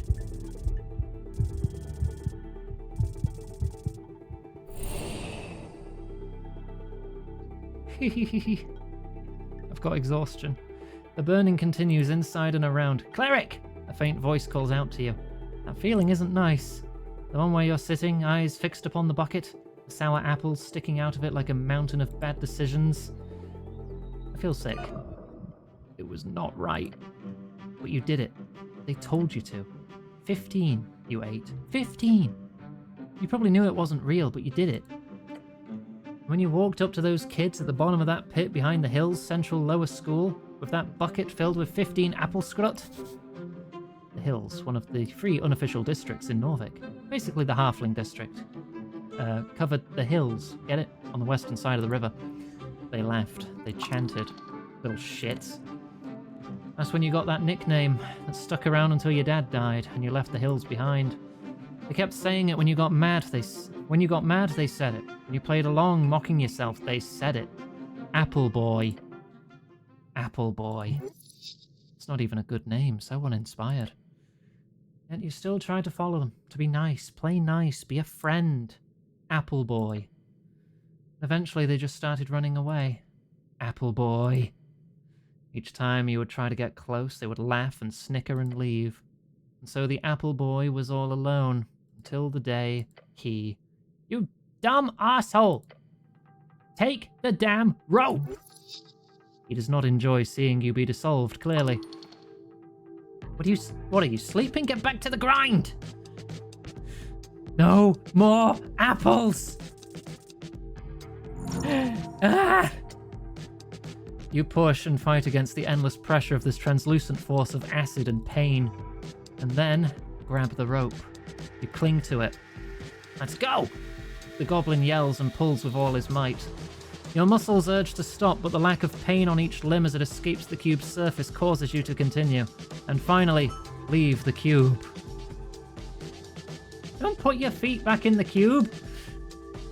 You pant and wheeze and cough up pieces of still sizzling cube ooze onto the dungeon floor. The pain fades. You best heal soon. Next to you, the goblin laughs. Holy shit! I thought you were a goner. Not... yeah. Good spirit. Whew. You turn around and look at it. The massive gelatinous cube just stays entirely still. It does not move nor react to your presence. It's a weird one. I've seen a few cubes, but never one that just sits there. Really ominous, honestly. It's clear that this cube is at the very least not actively hostile. Pet the cube. As much as I want to pet everything, I feel like maybe petting the thing that is made of flesh-dissolving acid when I am at 1 hit point is a very good idea. You reach forward and carefully tap the surface. It burns your hand a bit. I'm dead. Yeah, I just died. Thanks, Kusi.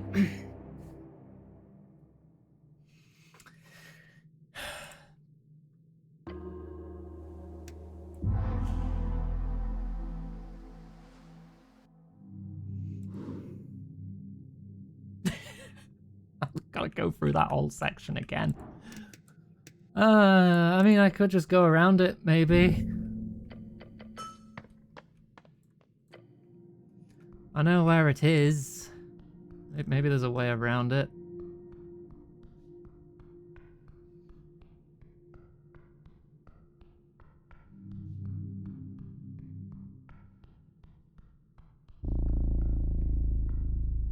Oh wait, get my light on again. That did make that pop out, didn't it? Yeah. The light does make things visible.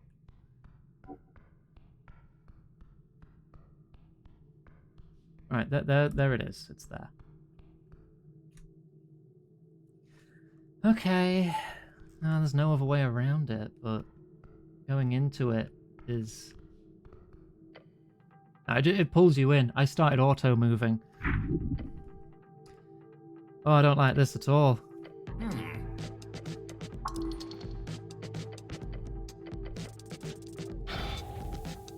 Maybe I'll take less damage this time.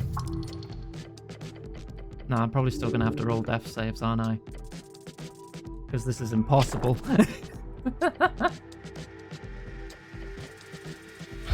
Yeah, there's... Oh, but I rolled a 20. Avoided exhaustion. So this is technically a little better. I need to go through my Apple Boy flashback. Right, DC 4. Good. Grab the rope. Leave the cube. Don't pet the cube.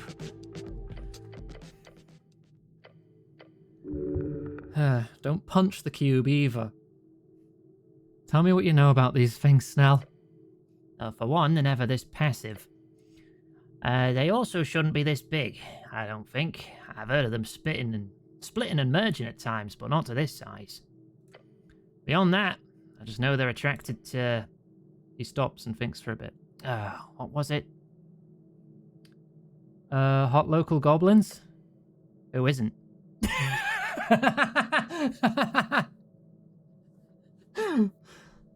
Good. But no. Powerful women? Who isn't? Nope.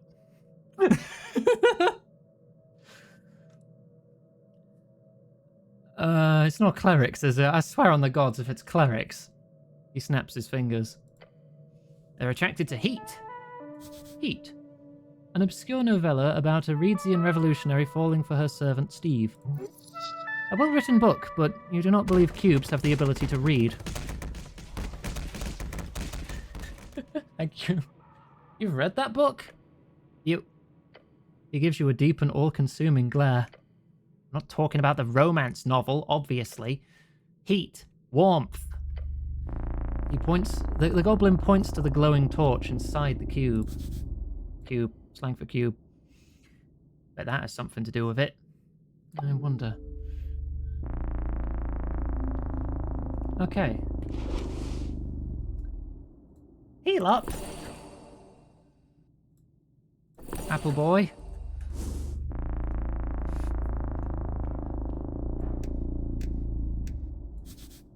It's a gelatinous cube here.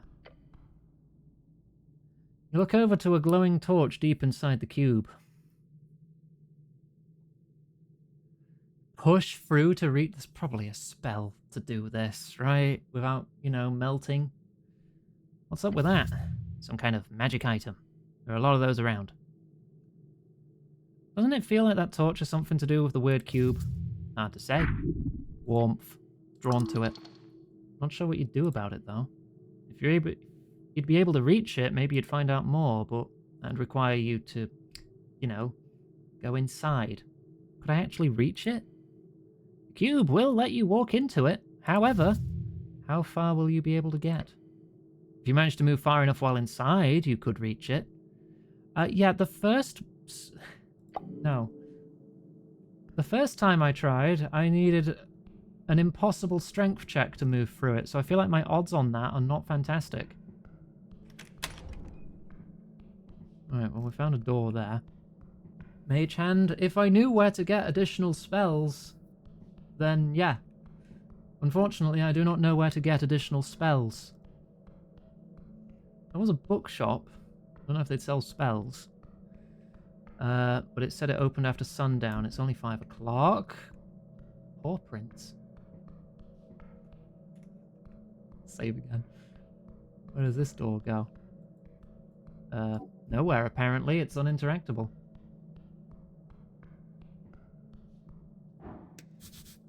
Paw prints, one on each side. There are 2 faint paw prints here, one on each side of the hallway. I think traps like these are my least favourite part of the job. How can you tell it's trapped? There's a freaking corpse! What are your thoughts? I feel like it would be very silly behaviour to go around touching paw prints in the city below. But honestly, considering the strange traps I've heard of, it wouldn't surprise me if this was some bullshit puzzle. Oh, a puzzle, I love those.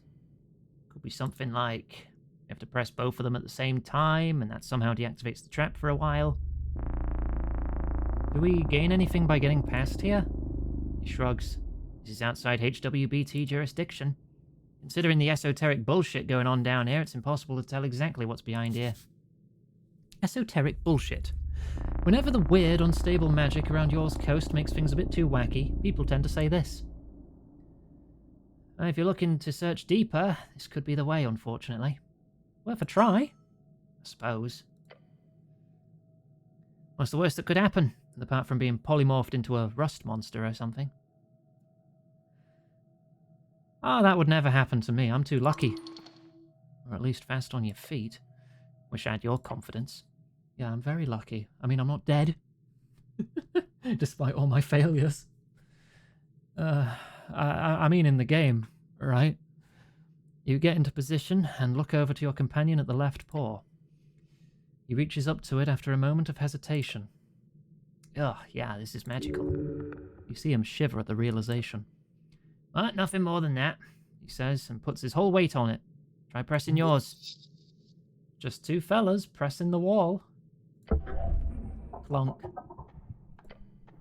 Goblin jumps back. Deep groan from the walls. Did it do something? Fuck is that ticking noise? Esoterical vibes. Pressure change? Something's happening. As you peer into the hallway, you see something appear on the wall. Is that writing? At the entrance, a whirling mess of faint light forms a stable shape. Entrad en par y probeos. What a sexy tongue. Sex. Dwarven for the number 6. Never stops being funny. Some kind of eldritch language. How horrifying. What? No, that's just cat speech. I can read this, kind of. Let him focus. He stares at the text and mumbles to himself. It says, enter as a pair and be probed? I don't want to be probed. No, wait. He snaps his fingers. It's a test. Enter the hallway in a pair and be tested. Ah. Swedish is dwarven. Oh, okay. Well, French is for the frog people. The Amorans? Amarans? I forget. I'm ready. What, are you? The goblin takes a deep breath through clenched fangs. Yeah, okay. On 3, 2, 1. Wait, on 3 or 0? The goblin stops himself from stepping into the hallway in the last second. Now! Start walking. The two of you step forward in hesitant unison. Stern, heart beating fast. The text is changing. Stop! You both stop halfway, looking at the magical lettering on the wall. Al son divino, la puerta se abrirá. Oh god, your companion mutters. You can read it, right? It's not like I took formal lessons, I've just picked up a few words here and there. He's sweating, a feeling of dread growing in his heart. A clicking sound starts to echo out into the hallway. Tick, tick, tick, tick. Gods be damned. Okay, hold on, I got this. Tick. All Sunday Vino. That's a divine song. Oh, excuse me. Tick. Puerta is door. Tick. Listen to the divine song and the door will open. The doom is near. What the fuck does that mean? Shake the goblin.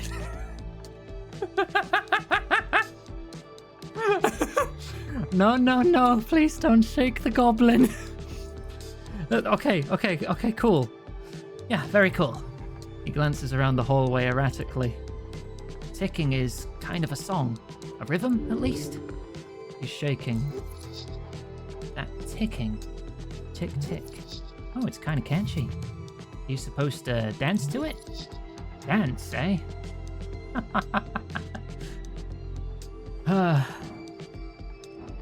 17? I mean, I know I have +7. So that's actually... I need to roll a 10.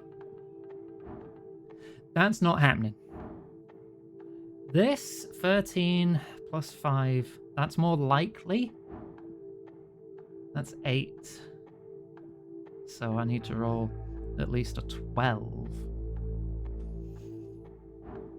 So 12, 10. I think the dex is my best bet then. Because that's what, a 65% chance instead? When in doubt, leg it. You give the goblin a quick glance and a nod. He returns it with a stern expression. Tick. Run! You bolt off, the goblin beside you. Fire erupting behind you. Feels like an instant and forever at once. Ooh. A pressure wave of heat hits you in the side as you pass one of the volcanic holes. But you escape the worst of the blast, as does Snell. He even overtakes you, reaching the end of the hallway first. The goblin tumbles onto the floor, tapping his jacket to put out the scorched ends. Oh god. I I passed the roll though. Why am I taking so much damage? As you reach the end alongside him, a final wave of fire hits you.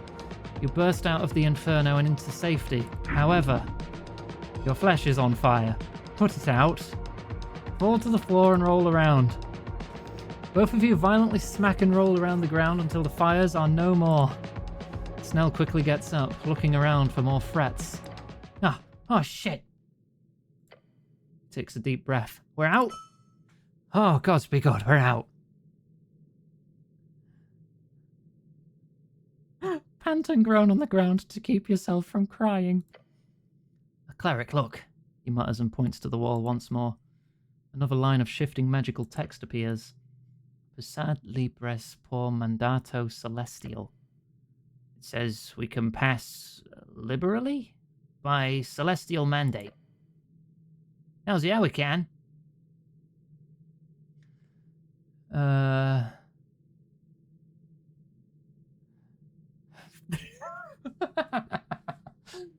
Sounds like Freestrider bullshit, feel terrible. Asgalist bullshit, feel awful. Something I'd support, feel like shit. Or this isn't the time for politics, feel apolitically. God damn it. I support the Asgalist, so I wouldn't call them bullshit. Sounds like Freestrider bullshit. First of all, every liberty doesn't automatically conflate with Freestriders. Secondly, I got it wrong. It's passed freely, I think. So I guess we can come and go as we please now. Are you okay? No, not okay. Oh, like emergency not okay, or short rest and you'll be fine not okay? I don't know, Snell. I just ran through fire and or flames. I'd say it was both. We went through the fire and flames and we must carry on. At least it felt like it. Just get up. I'll be honest, he mutters, slumping down to the ground a bit further down the hallway. That was worse than a mass torsion. Mass torsion. An infamous spell that causes all testicles around to twist, turn, and clench. It's horrific. Mass torsion. Not just single target testicular torsion. We got AoE torsion here.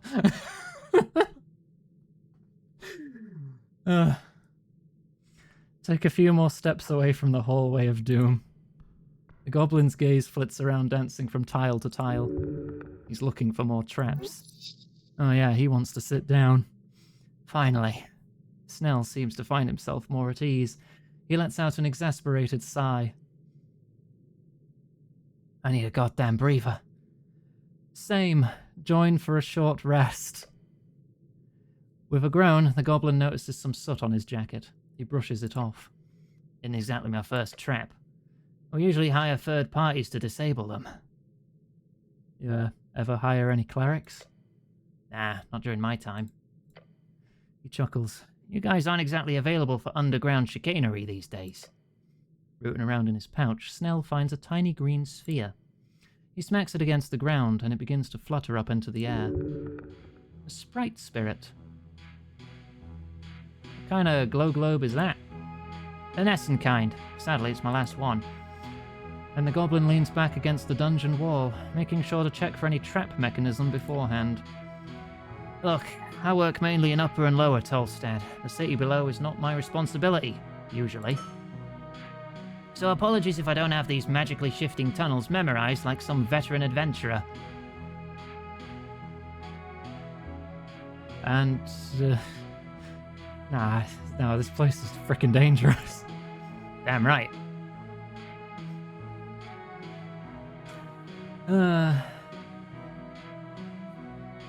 Never seen a tunnel shift.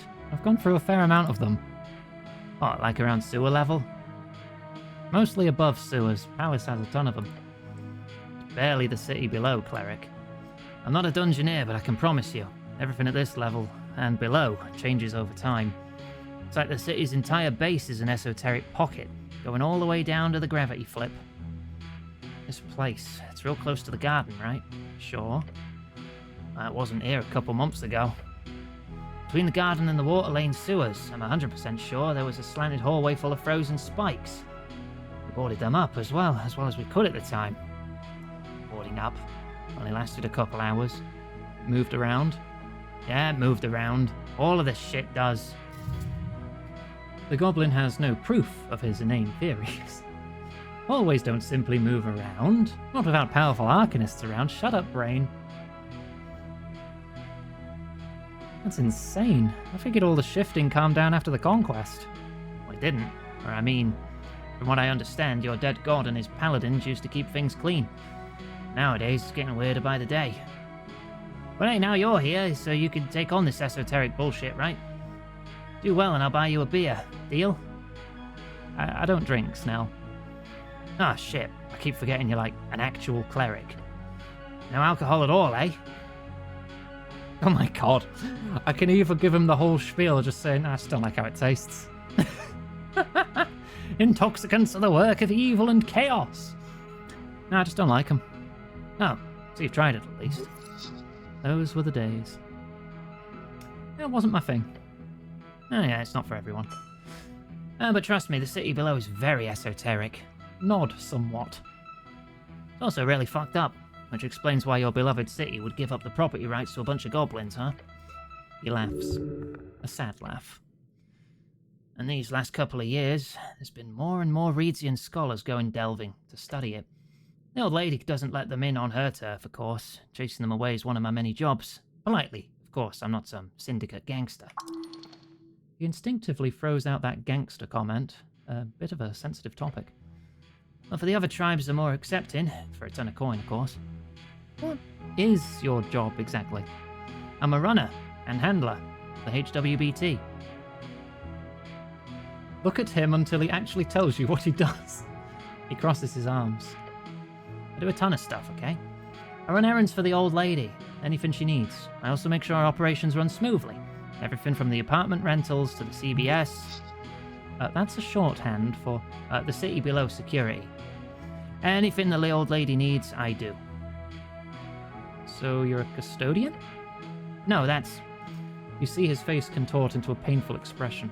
Oh, God's be damned, custodian might actually not be that far off. My job mostly consists of talking to people, cleric, like we're doing right now. A lot of talking and a lot of running around. Takes a deep breath. Exactly what we're doing right now, just without the light dungeoneering. Nice work, by the way, with the trap. Don't mention it. My cat speech isn't the greatest, so I'm not sure what I expected. But we're alive, that's all that counts. He's a bit shaken up over it. As are you. Okay, by the way, no serious burns? I'm very good at abjuration magic, it's fine. Abjuration? He scratches his chin. That's the protect tomato one, right? Tomato? You are hungry. Understandable, you've not had a vegetable for a very long time. That's the one. Right. But wait, is all healing magic abjuration? Because that's the one that protects, right? A shield is protection, but healing sounds more of a post-protection thing to me. Well, prepare to lecture.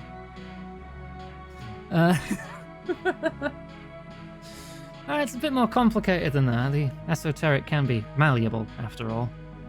Interesting. I'll learn something new today. How lovely. What can you tell me about Lady Sageleaf? What's there to say? She did the impossible, actually uniting the Rowdy Halfways tribe. Before her, we were close to being kicked out of the city. Really? Damn right. That was before my time, of course, but we had problems with our old council structure. He leans in and whispers to you. Council didn't get along. Not along. I'm guessing you enjoy working for her then? I do, cleric. It's good. How long have you been working for her? Goblin mutters to himself and looks off in the distance. Damn, I guess it's been almost 10 years. Damn, I've only been a cleric for... As you pause, he raises his eyebrows. His expression says, do go on.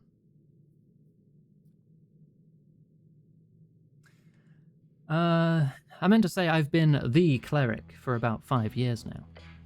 He chuckles and stretches a bit. Time takes us all. I don't think I should call her a dictator or ask about a consort, so let's move on. What about you, cleric? Huh? What do you think about the old lady? Let's see, to be honest or to be flattering. The goblin probably does not care too much of your opinion either way, but it can be used against you. I don't like her. Frown invisibly. I have no strong opinions about anything.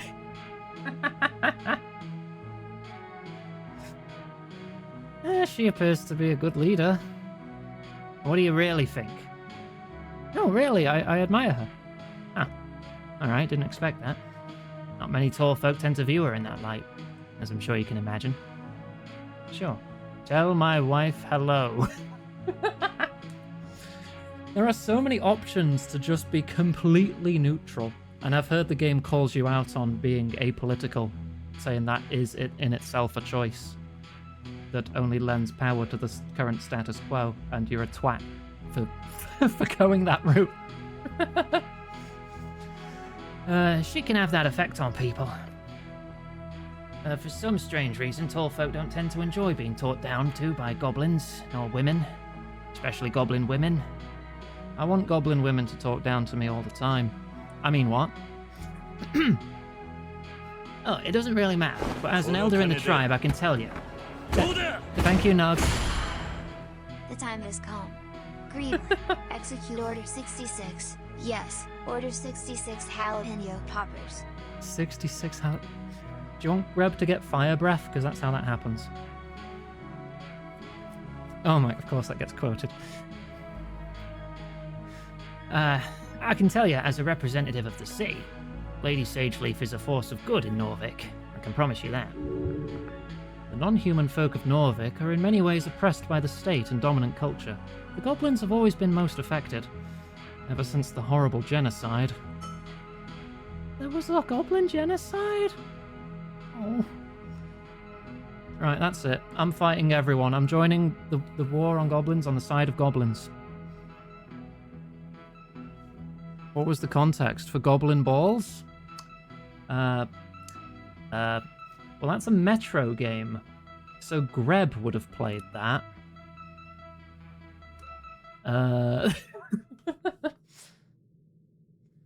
You know, gesture toward him. It's good to see this. What's there to say? She did the impossible, actually uniting the rowdy halfways tribe. Really? Damn right.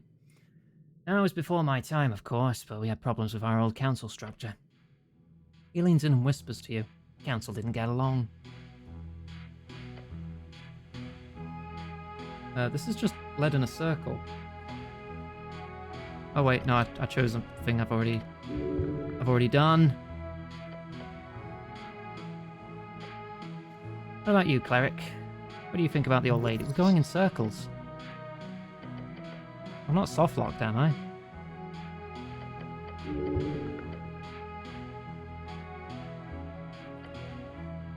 Let's see what? Oh, there we go. Positive interaction imminent. Comment on the niceness of this unity. Not number one.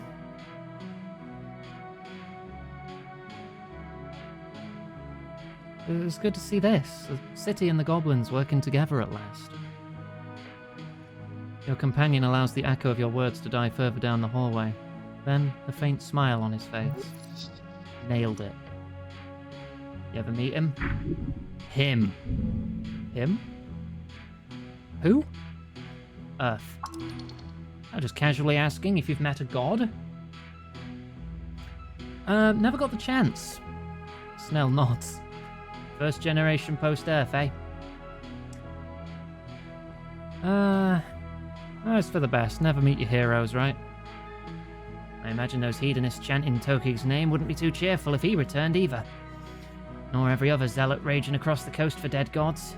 Goblin spits out and leans back against the wall. Always hated Earth. Excuse me? He scratches his nose. I grew up being told to be grateful. Let me ask you this, cleric. If you were the last of your kind, one of maybe 8,000 or 9,000 humans left in the world, and you were then told to be grateful to be alive just because the same monster that destroyed your entire culture also decided to let you live for some reason, would you be grateful? He speaks of the goblin genocide. The destruction of the goblin clans of Ascani by Earth around 50 years ago. 3 clans were then integrated into Norvik, with their new generation being put through human schooling.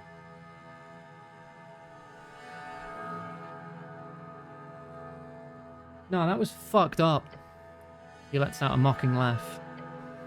Good to know our current predicament was due to a mistake. Thanks for clearing that up. That's not what I meant by that. That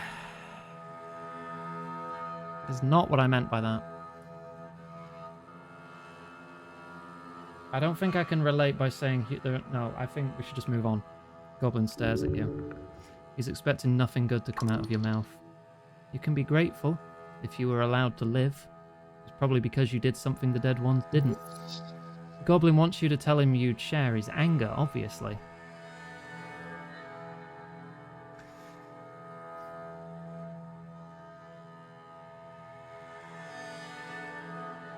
I don't know what I would feel. It would be a death of the soul. Collective soul of sorts. Snell clicks his tongue and gets up. Every goblin asks themselves that question. To be a cran or not to be a cran? The goblin traitor. The one who signed the goblin treaty, giving away everything to Earth after the goblin genocide. Sometimes goblins invoke his name to call another goblin a human lover. We all got different answers. What to do when the past is erased. He groans and shakes his legs a bit. He must have fallen asleep from sitting on the dungeon floor. Some focus on building something, culturally or politically. Some try to get rich in this new free strider world. Some of us, we... His voice trails off as he stares back into the fiery hallway.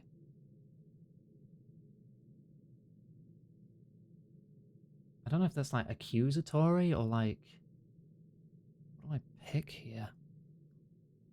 Like, yeah, he hates Earth. Who wouldn't in his situation? Do I just say nothing? I think I say nothing.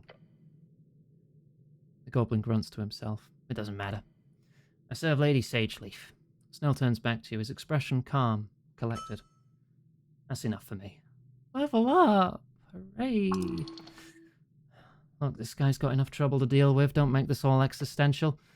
Like he's telling you, this isn't personal. This is business, and he's got a job to do, just like you. Don't worry about this goblin-on-human hate you're reading between the lines here. All of that will be gone once Norvik evolves into a modern city-state. Then Snell and every other sentient worker and entrepreneur can come flooding into this stagnant city. And no one will give a shit if he's a cran or not. He'll just be another actor in the system, just like it's meant to be, baby. That could have gone worse. But yeah, probably smart to not talk genocide with the guy whose entire culture was erased, like, what, 50 years ago? Wait, oh shit, it's literally the 50-year anniversary this year. That's crazy. Anyway, don't mention that or any of this again. He'll probably be happiest if you just listen and take it like a good little Asgalist or something. Just nod. Your companion looks at you for a while. His yellow eyes seem to behold you, seeking another answer. This one's on me. One? This, short rest. It's on me. Well, healing. Lovely.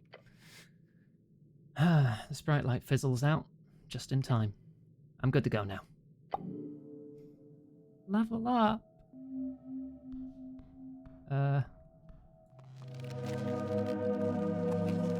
Yay!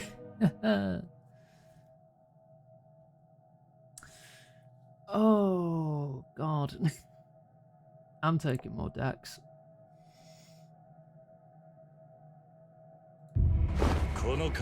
Dex is a good self-preservation stat. Hey X-Pro, thank you very much for the sub. I now have 18 health. Hooray. So a little more. Okay.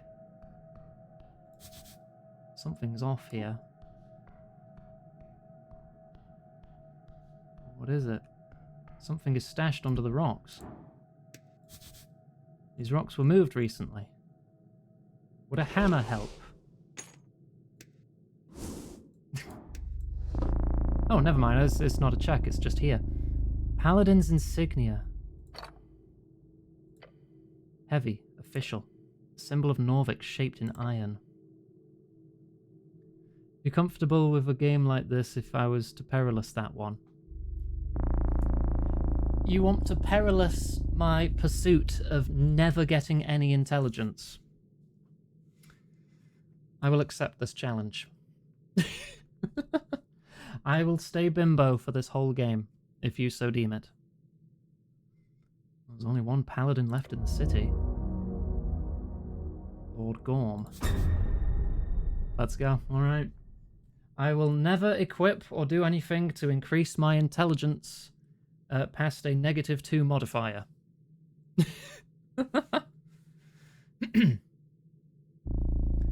The last anointed paladin of Earth, one of the original faces of the party of Norvik. He went missing months ago, and many believe he abandoned his post.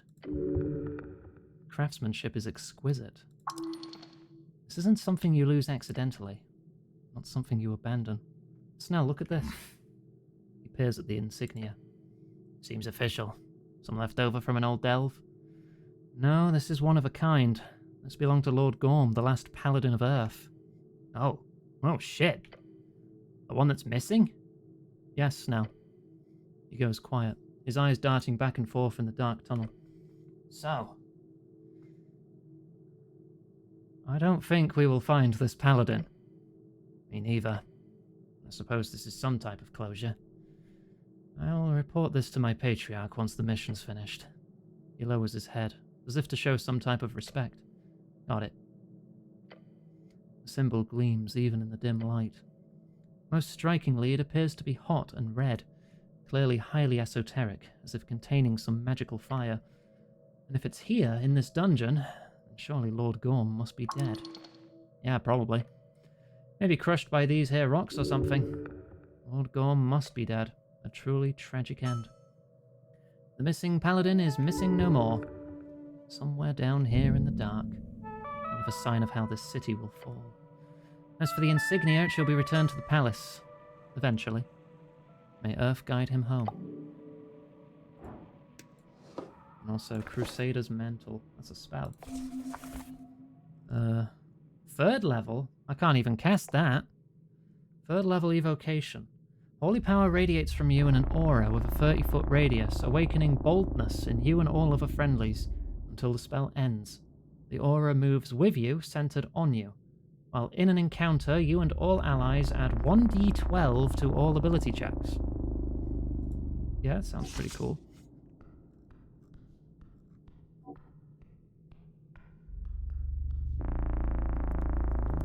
Like a supply room here or something? I want to run into another trap. I'm worried. Apples! Apples for Apple Boy! I'm in the sewers.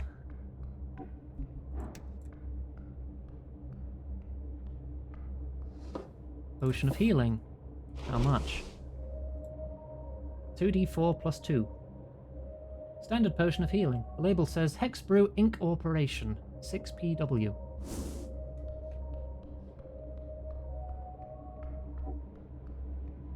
that open? Another one-way door.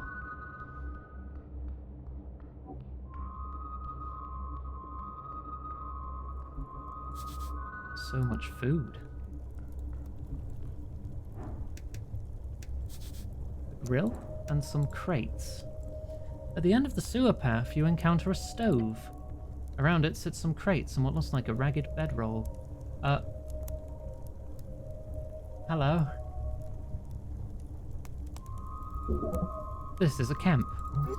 Who camps in the sewers? Got ourselves a big sewer rat. Big enough to camp and cook. Goblin looks around the dark, damp tunnel. Is it normal to camp in a place like this? No, cleric. Norvik sewers are notoriously dangerous. No sane person would rest here, or survive. Feel the stove? It's not entirely cold. Recent, huh? Some rats scurrying around in the corners, but nothing else. Leaning in, you see symbols hatched into the corners of the wood. HWBT. Huh. Goblin inspects them as well. You've had shipments going missing in Water Lane on periods. Now I know where they end up. Taps the crate. Spices. Taps another. Potatoes. Food crates. Just food. Over time it's been a lot. Yes, these crates hold food. Why food? Where would they get these crates from? Why food in the sewers? Foolish question. Obviously the rats are eating it. Due to the esoteric nature of the city below, the sewer lane must have transformed them into ruthlessly intelligent criminals. Criminals hell-bent on taking over this crumbling city of yours. Thanks, intelligence. I'm trying to nail this thief for a while. Figured it was some organized thing. Considering the size of this hall, it's gotta be.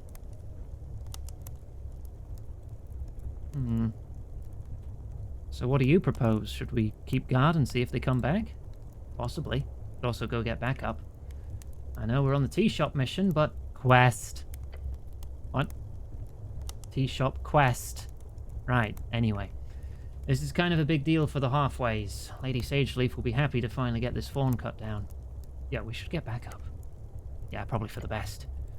I somehow have the feeling that whatever's eating all this won't be too happy about us finding the stash. A hunter.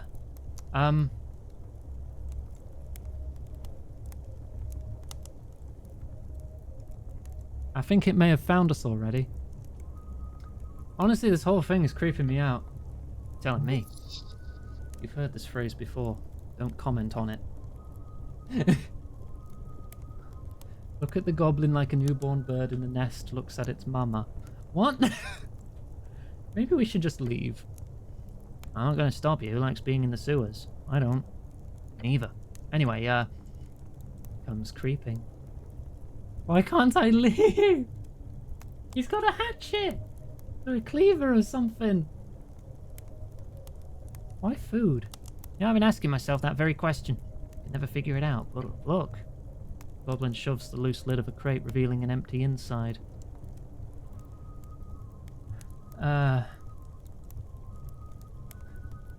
Maybe there's a colony of sewer folk eating the stuff. There's a lot of calories. We've lost maybe 1 or 2 of these crates every other month. Not enough for a dozen people, but a handful? Sure. Right behind! Can't do anything about it. Making me hungry. Really? You? Is it weird to eat food? He's calling you spindly and weak or something. Oh, why do you act surprised? I am a human who eats food. That's normal. I am normal, Snell. Look normal. You do not. No, it's just... I haven't seen you eat anything but apples, I think. I think I ate some mushrooms off the walls, too. Right, not a pretty sight. Of course I do. I'm normal. I just assumed you weren't the type to get hungry. Yep, totally normal. The most normal. Top normie. Your very flesh. Behind you. Your companion gasps for air as he glances back. You watch as his entire being suddenly leaves his corporeal body. For an instant, he is not a goblin. He is a ghost. Great hungers.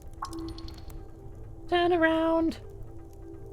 The goblin is already on the move, his sling loaded, spinning, aiming. To see hunt come to Kraid, how good. What is that? You watch the hulking mass of flesh and wet scales rising from the shadows of the sewer. I mean, come on, he's kind of cute, though. I would smooch this alligator.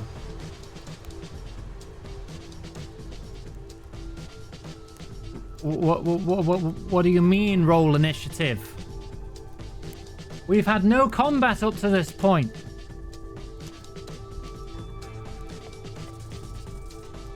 Free!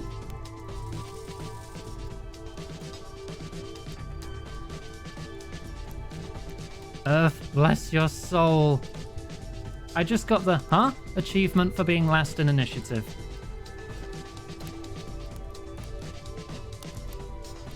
As if all the playful toying with his food is suddenly over, the croc-like creature lunges forward. Silent and focused, it reaches your face and entire body, enveloping you with its maw. 13 damage. then it bites down. You manage to squirm out of its grip before it rips your being into shreds. Blood is lost. Can't let that happen again. Shit, shit, shit. Snell's sling creates an incredible sound echoing down the tunnel. He lets his stone fly in a powerful blast. Out of my way, I got a croc to smooch. The projectile hits the monster right on the neck, causing him to let out an angry growl.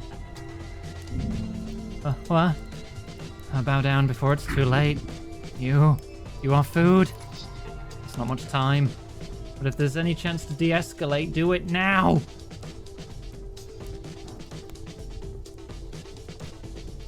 Stop! We've come to bargain! It stares at you with cold blank eyes, yet it does not strike. Soulless, predatory. The goblin hesitates. Valerie. Water. Water, IQ.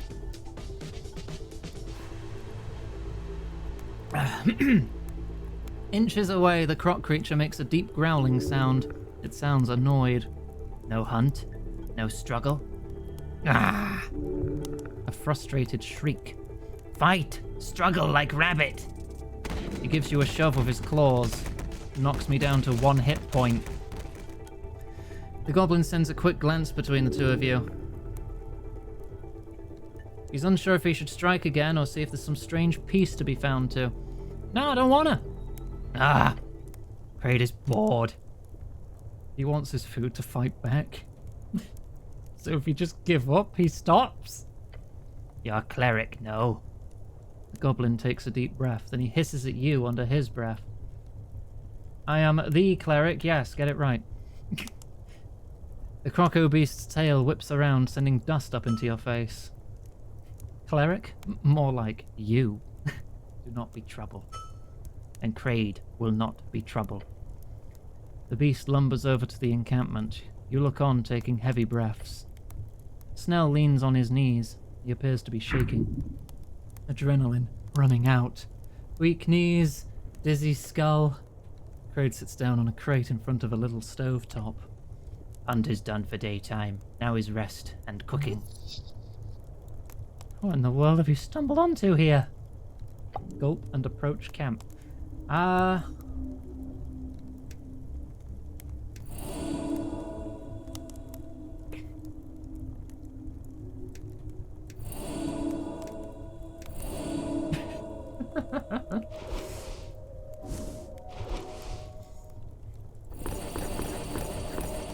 Apple boy.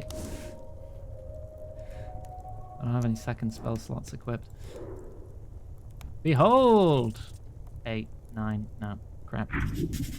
Crocolisk folk. A mad flesh-eating beast of yore from the swamps of Heishi. Why he hasn't eaten you yet, you do not know. About rat.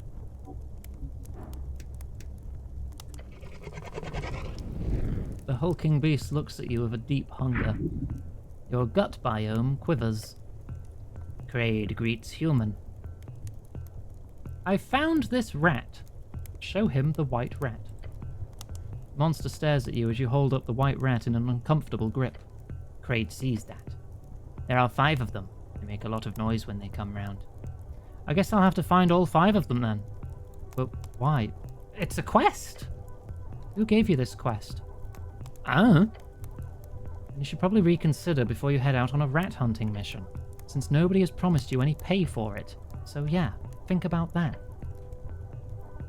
I've got to find 5 rats.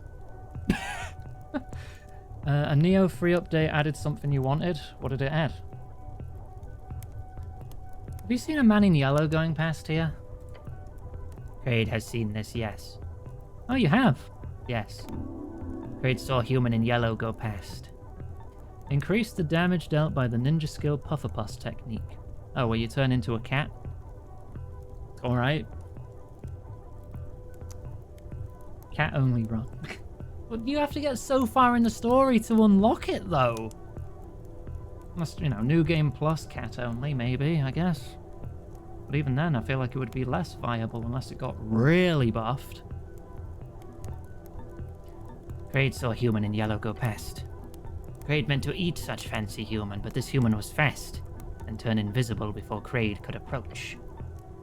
Kraid did hear Fancy Yellow Human speak to Self while walking past.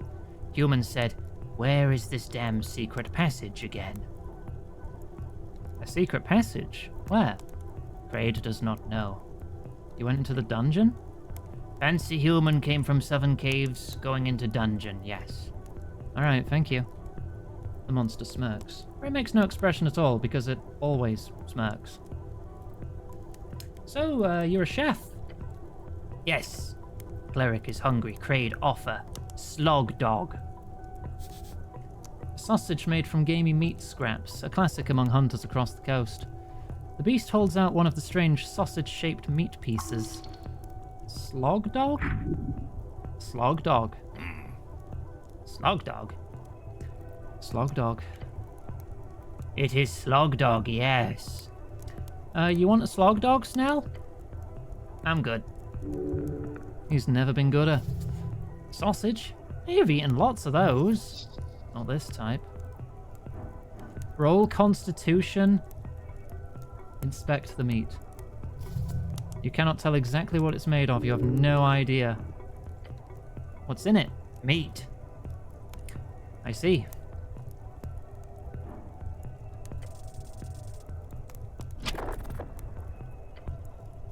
You wrap your gloved hand around the sausage with a firm grip. The smell hits you first. A foul stench. It turns your stomach. You don't chew, you only swallow. Before you do, your body begins to shake. It is coming back up. Stop eating the slog dog. Grade C. Cleric does not stomach. He lets out a deep laugh. Not sure what you expected. Maybe later then. He growls and eats the sausage himself. I had to try. More slog dog for Kraid. Snell, what should we do about the crate situation? Honestly, it's not a good idea to start shit here. The whole stolen shipments thing's an issue, yes, but the halfways do not have the resources to deal with this solid unit of a beast right now. What if I ask him to stop? The goblin gives you a surprisingly neutral expression. Politely? Very politely. Oh, go ahead, play high-risk alligator picker, why not? Alligator picker. A children's game where you get your fingers pricked by a makeshift alligator mouth if you press the wrong tooth. I had that when I was a kid. A rare toy these days, as the last factory producing in Blood City Bay shut down due to an above-board amount of haunted copies being sold across the coast. What is that game called? Like Alligator Dentist or something? Alligator Dentist game. Crocodile Dentist. Yeah. That's a real toy. You press down on the teeth, and if you got the wrong one, it'd slam shut on your finger.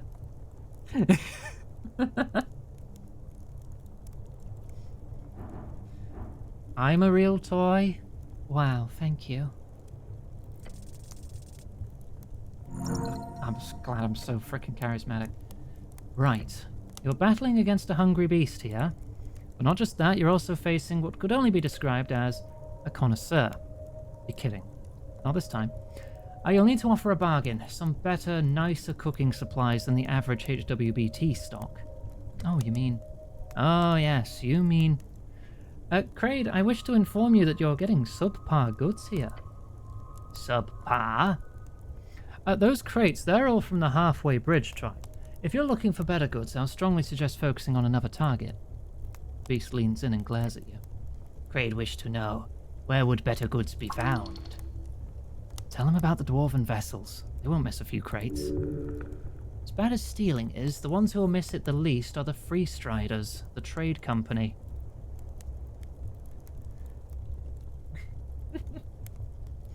The Freestriders have a warehouse on Water Lane. He growls. They have better, fresher goods and more exotic stuff too. You'll definitely want to focus on them instead of these cheap goblin crates. Maybe Kraid will. This supply is getting stale. He turns back to his stove with a deep snicker. Oh, nice job, Goblin whispers to you. It's probably as much as we could have hoped for. Redirection! See? Problem solved, I guess. It is now dusk of day 1. Oh, and it is just a couple minutes to 9. Alright, let me see if I can get out of here. Do you want to chat first about anything we've just done? No, okay. I'm going to see if I can find my way out and see if that shop was open now. Because I haven't spent a penny yet, and I'm allowed through this trap without getting my head smashed off with fire. Yeah, screw the capitalists, exactly. I wasn't going to screw over the dwarves, you know, the ones after workers' rights. Save me! Hell no, screw the capitalists. They're not going to miss that shit. They'd probably just count it as acceptable losses and not even frickin' have to worry about anything.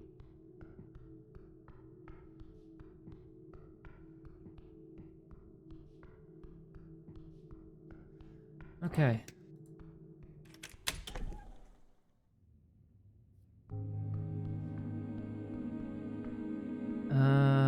What would be the fastest way back to Water Lane? Right.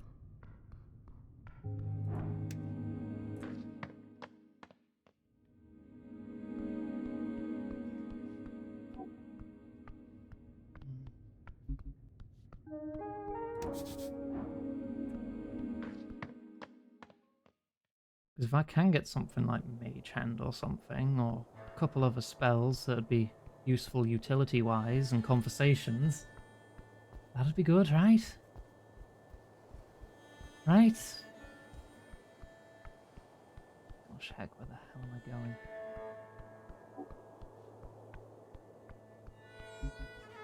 I need a map.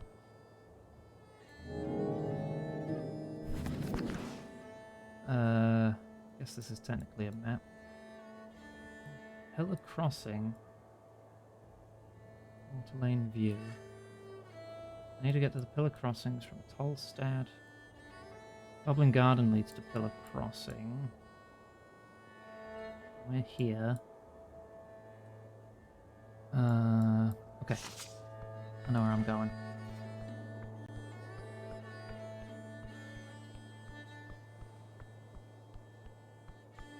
The Resistance meeting, yes, that is also at Water Lane, apparently.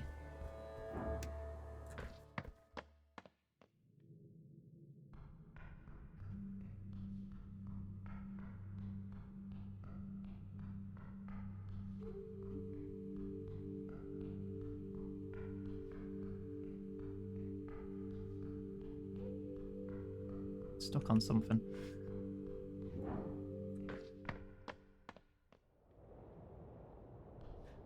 You may equip one weapon. While these are not usable in combat, they may give you confidence. I think this is the meeting then. I want to check. Was it this one? Closed for today. Was it this one? One that says Read and Mead? There's a slot in the door. Huh? Bookbinder? You got business here? Of course, I have a deep love for books now. That's fun. Didn't expect that, considering everything. I'm not a big reader myself, but I indulge occasionally. You sound surprised. That's rude. Very rude. Be offended. I don't want to be offended! But otherwise I'm saying I'm a wizard, insulting him, or just going rogue. Oh, didn't you think I don't like books? Did you think I don't like books? I'm a professional and highly esoterically minded cleric. Of course I love books. Are you upset? No, I just wanted to say I'm a cleric again. He cracks a smile. Carry the weight and pride of a true cleric. Like, genuinely? Slightly, yes. You feel a bubbling brewing. It is rage. Make grumpy cleric noises. The goblin stifles a laugh. This is just normal interactions with me and Abby. Maybe we shouldn't just stand here talking in front of a shop. You knocking or are we leaving? Within seconds of the knock, the slit on the door slides open. Beyond, you see a pair of large yellow eyes glaring at you. Heyo. Bird. Is this pest control? The eyes quickly tilt to the left. Tilt? No? Oh. The eyes push closer to the slit of the door. As they do, a bush of grey feathers pokes out. Ah, an owl. Cleric. Yeah, duh. Oh, it's getting more XP every time. Few would question your devotion to being a cleric. The bird man behind the door ruffles his feathers. Shen Yalan is my name. If you are not pest control, I need nothing from you. Please leave. I have a ruined prayer book. Can you fix it? Prayer book, yes. I've seen quite a few. Drop inside. I will check a look.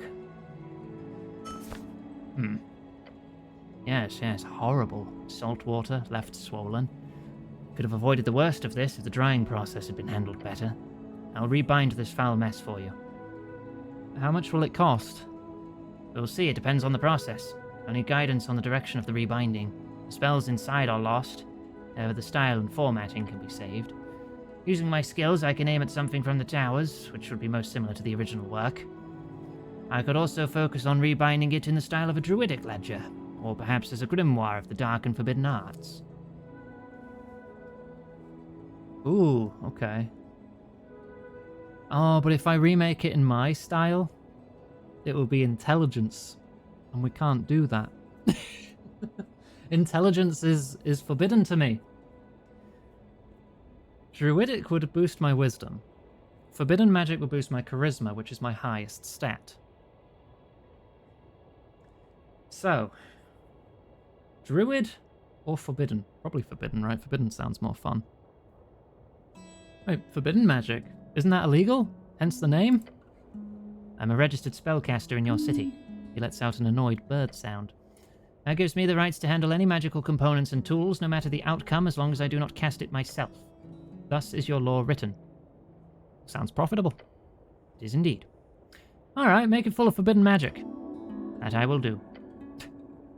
Return tomorrow, not while the sun rises. I am either resting or working intently during these hours. Anything else you want, or you leave me to my work?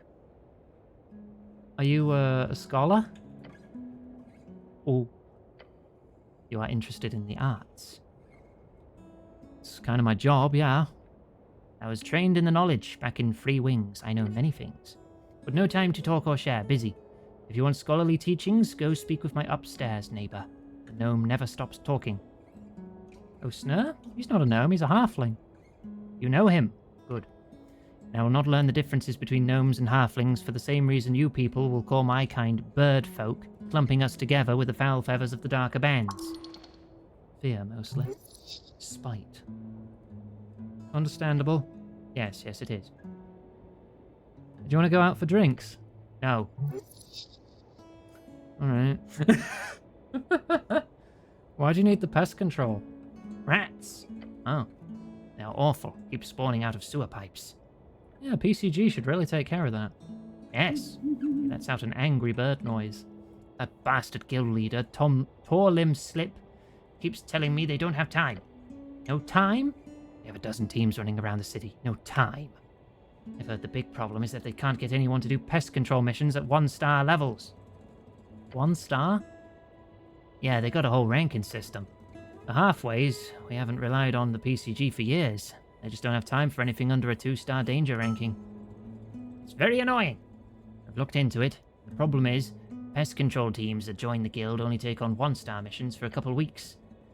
Then they quickly start focusing only on higher paying tasks, and all the actual normal pests keep on spreading throughout the city. It's a ridiculously idiotic system. I like Monster Hunter, because who's ever going to go back down to 1-star quests? So while all the mimics and monsters keep getting slayed, nothing is done about these darn rats. Like, actually really inefficient. Entirely due to it being a public thing, of course. Had it been privatized from the start. Shut up, Dexterity, I'm not a capitalist. The bird takes a few breaths after his rent. Worst part, my nephew has a team himself. The White Doves, they're called. Tried sending messages to him also, but he just says the same thing. I could join the Pest Control Guild. The owl man scoffs. Sure, and then you'd go and take on all the big and scary monsters that crawl up into the city, ignoring all the actual pests just to get a payday. Nah, I'd work my arse off trudging through the sewers, catching rats for a barely nothing payout, all for the satisfaction of a hard day's work. Really? Yes, I'm that good of a guy. Well, if everyone was like you, the city would be a better place. It does sound like a quest. I'm going to take a look into it. And if you do, I'd be very happy. Oh, good luck with that. Thank you. Has that actually added it as a quest? I've not had much opportunity to dedicate more to Asgalism, but I'm very cleric right now. I am so cleric. Missing paladin is complete. Take root. What?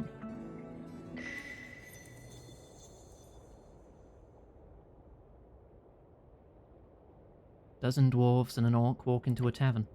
The orc turns to the tavern keep. He says, "Hey, give me a large one." Tavern keep says, "Please don't turn this into a joke. These are real people you're talking about. What's going on here? Let me continue. So, the dwarves go.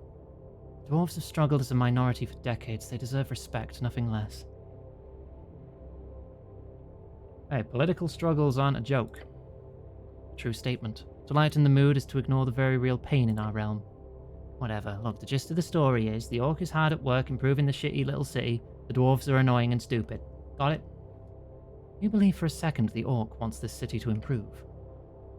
You've seen too much to ever believe such a lie.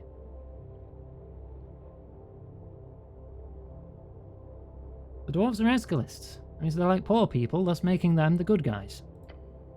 They're a bunch of lazy assholes. All they want to do is take from the ones who work and give it to those who don't. Everyone deserves to live at dexterity. You can shut your mouth. On the other hand, revolutionary Free Strider will bring freedom, democracy, and riches to Norvik. Last part being the most poignant. Let us focus on each of those points one at a time. Oh, come on. Freedom. Free Strider rule would entail joining the Free City Alliance. Local politics will be focused entirely on serving the core cities in Reeds and the interest of the trade company. Democracy, while it is true that they initiated the move towards universal suffrage, the Free Striders are known for both ruthlessly pushing propaganda to vulnerable folk as well as just simply buying votes. This is fact.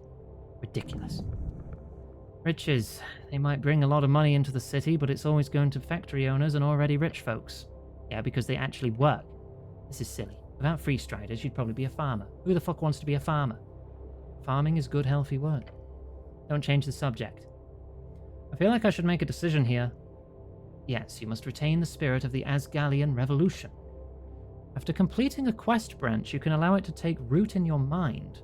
When doing this, you must make a choice between available feats. Take a deep breath and stand up against the ever-growing wave of capitalism. You should choose Asgalian spirit and speech.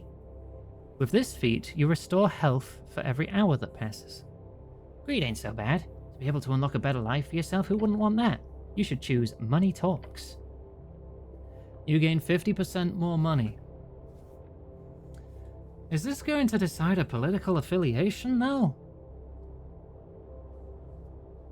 Or is this just a perk?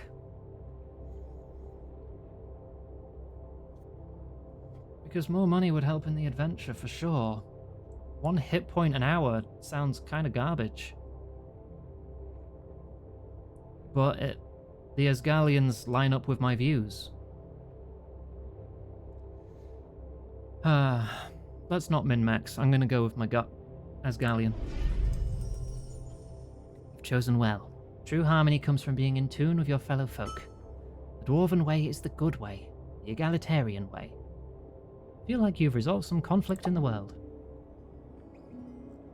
I got my first perk. I can only have 4, it seems.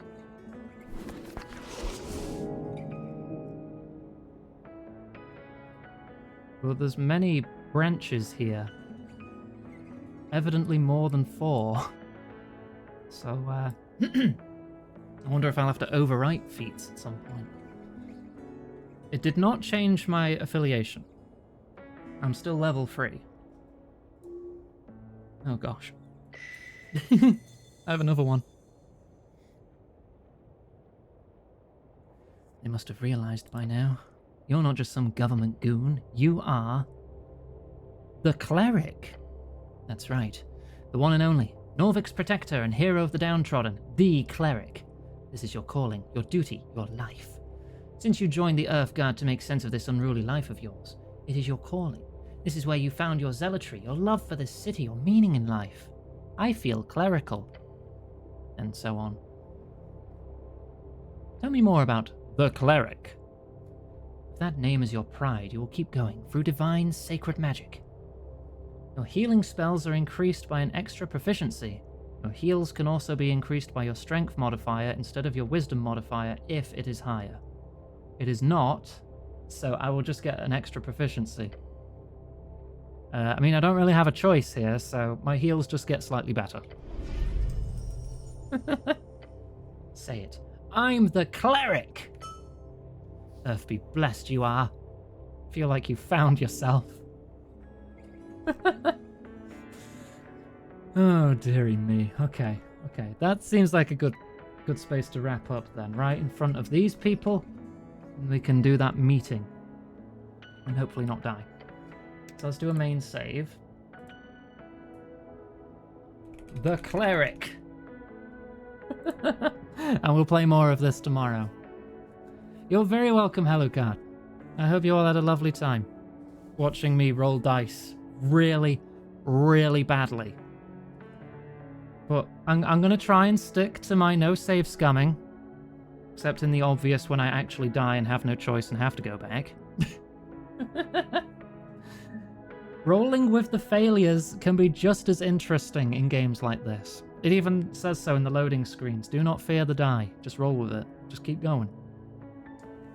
It leads to a more memorable experience, in my opinion. It was the same with Disco. Right, schedule, social links in chat.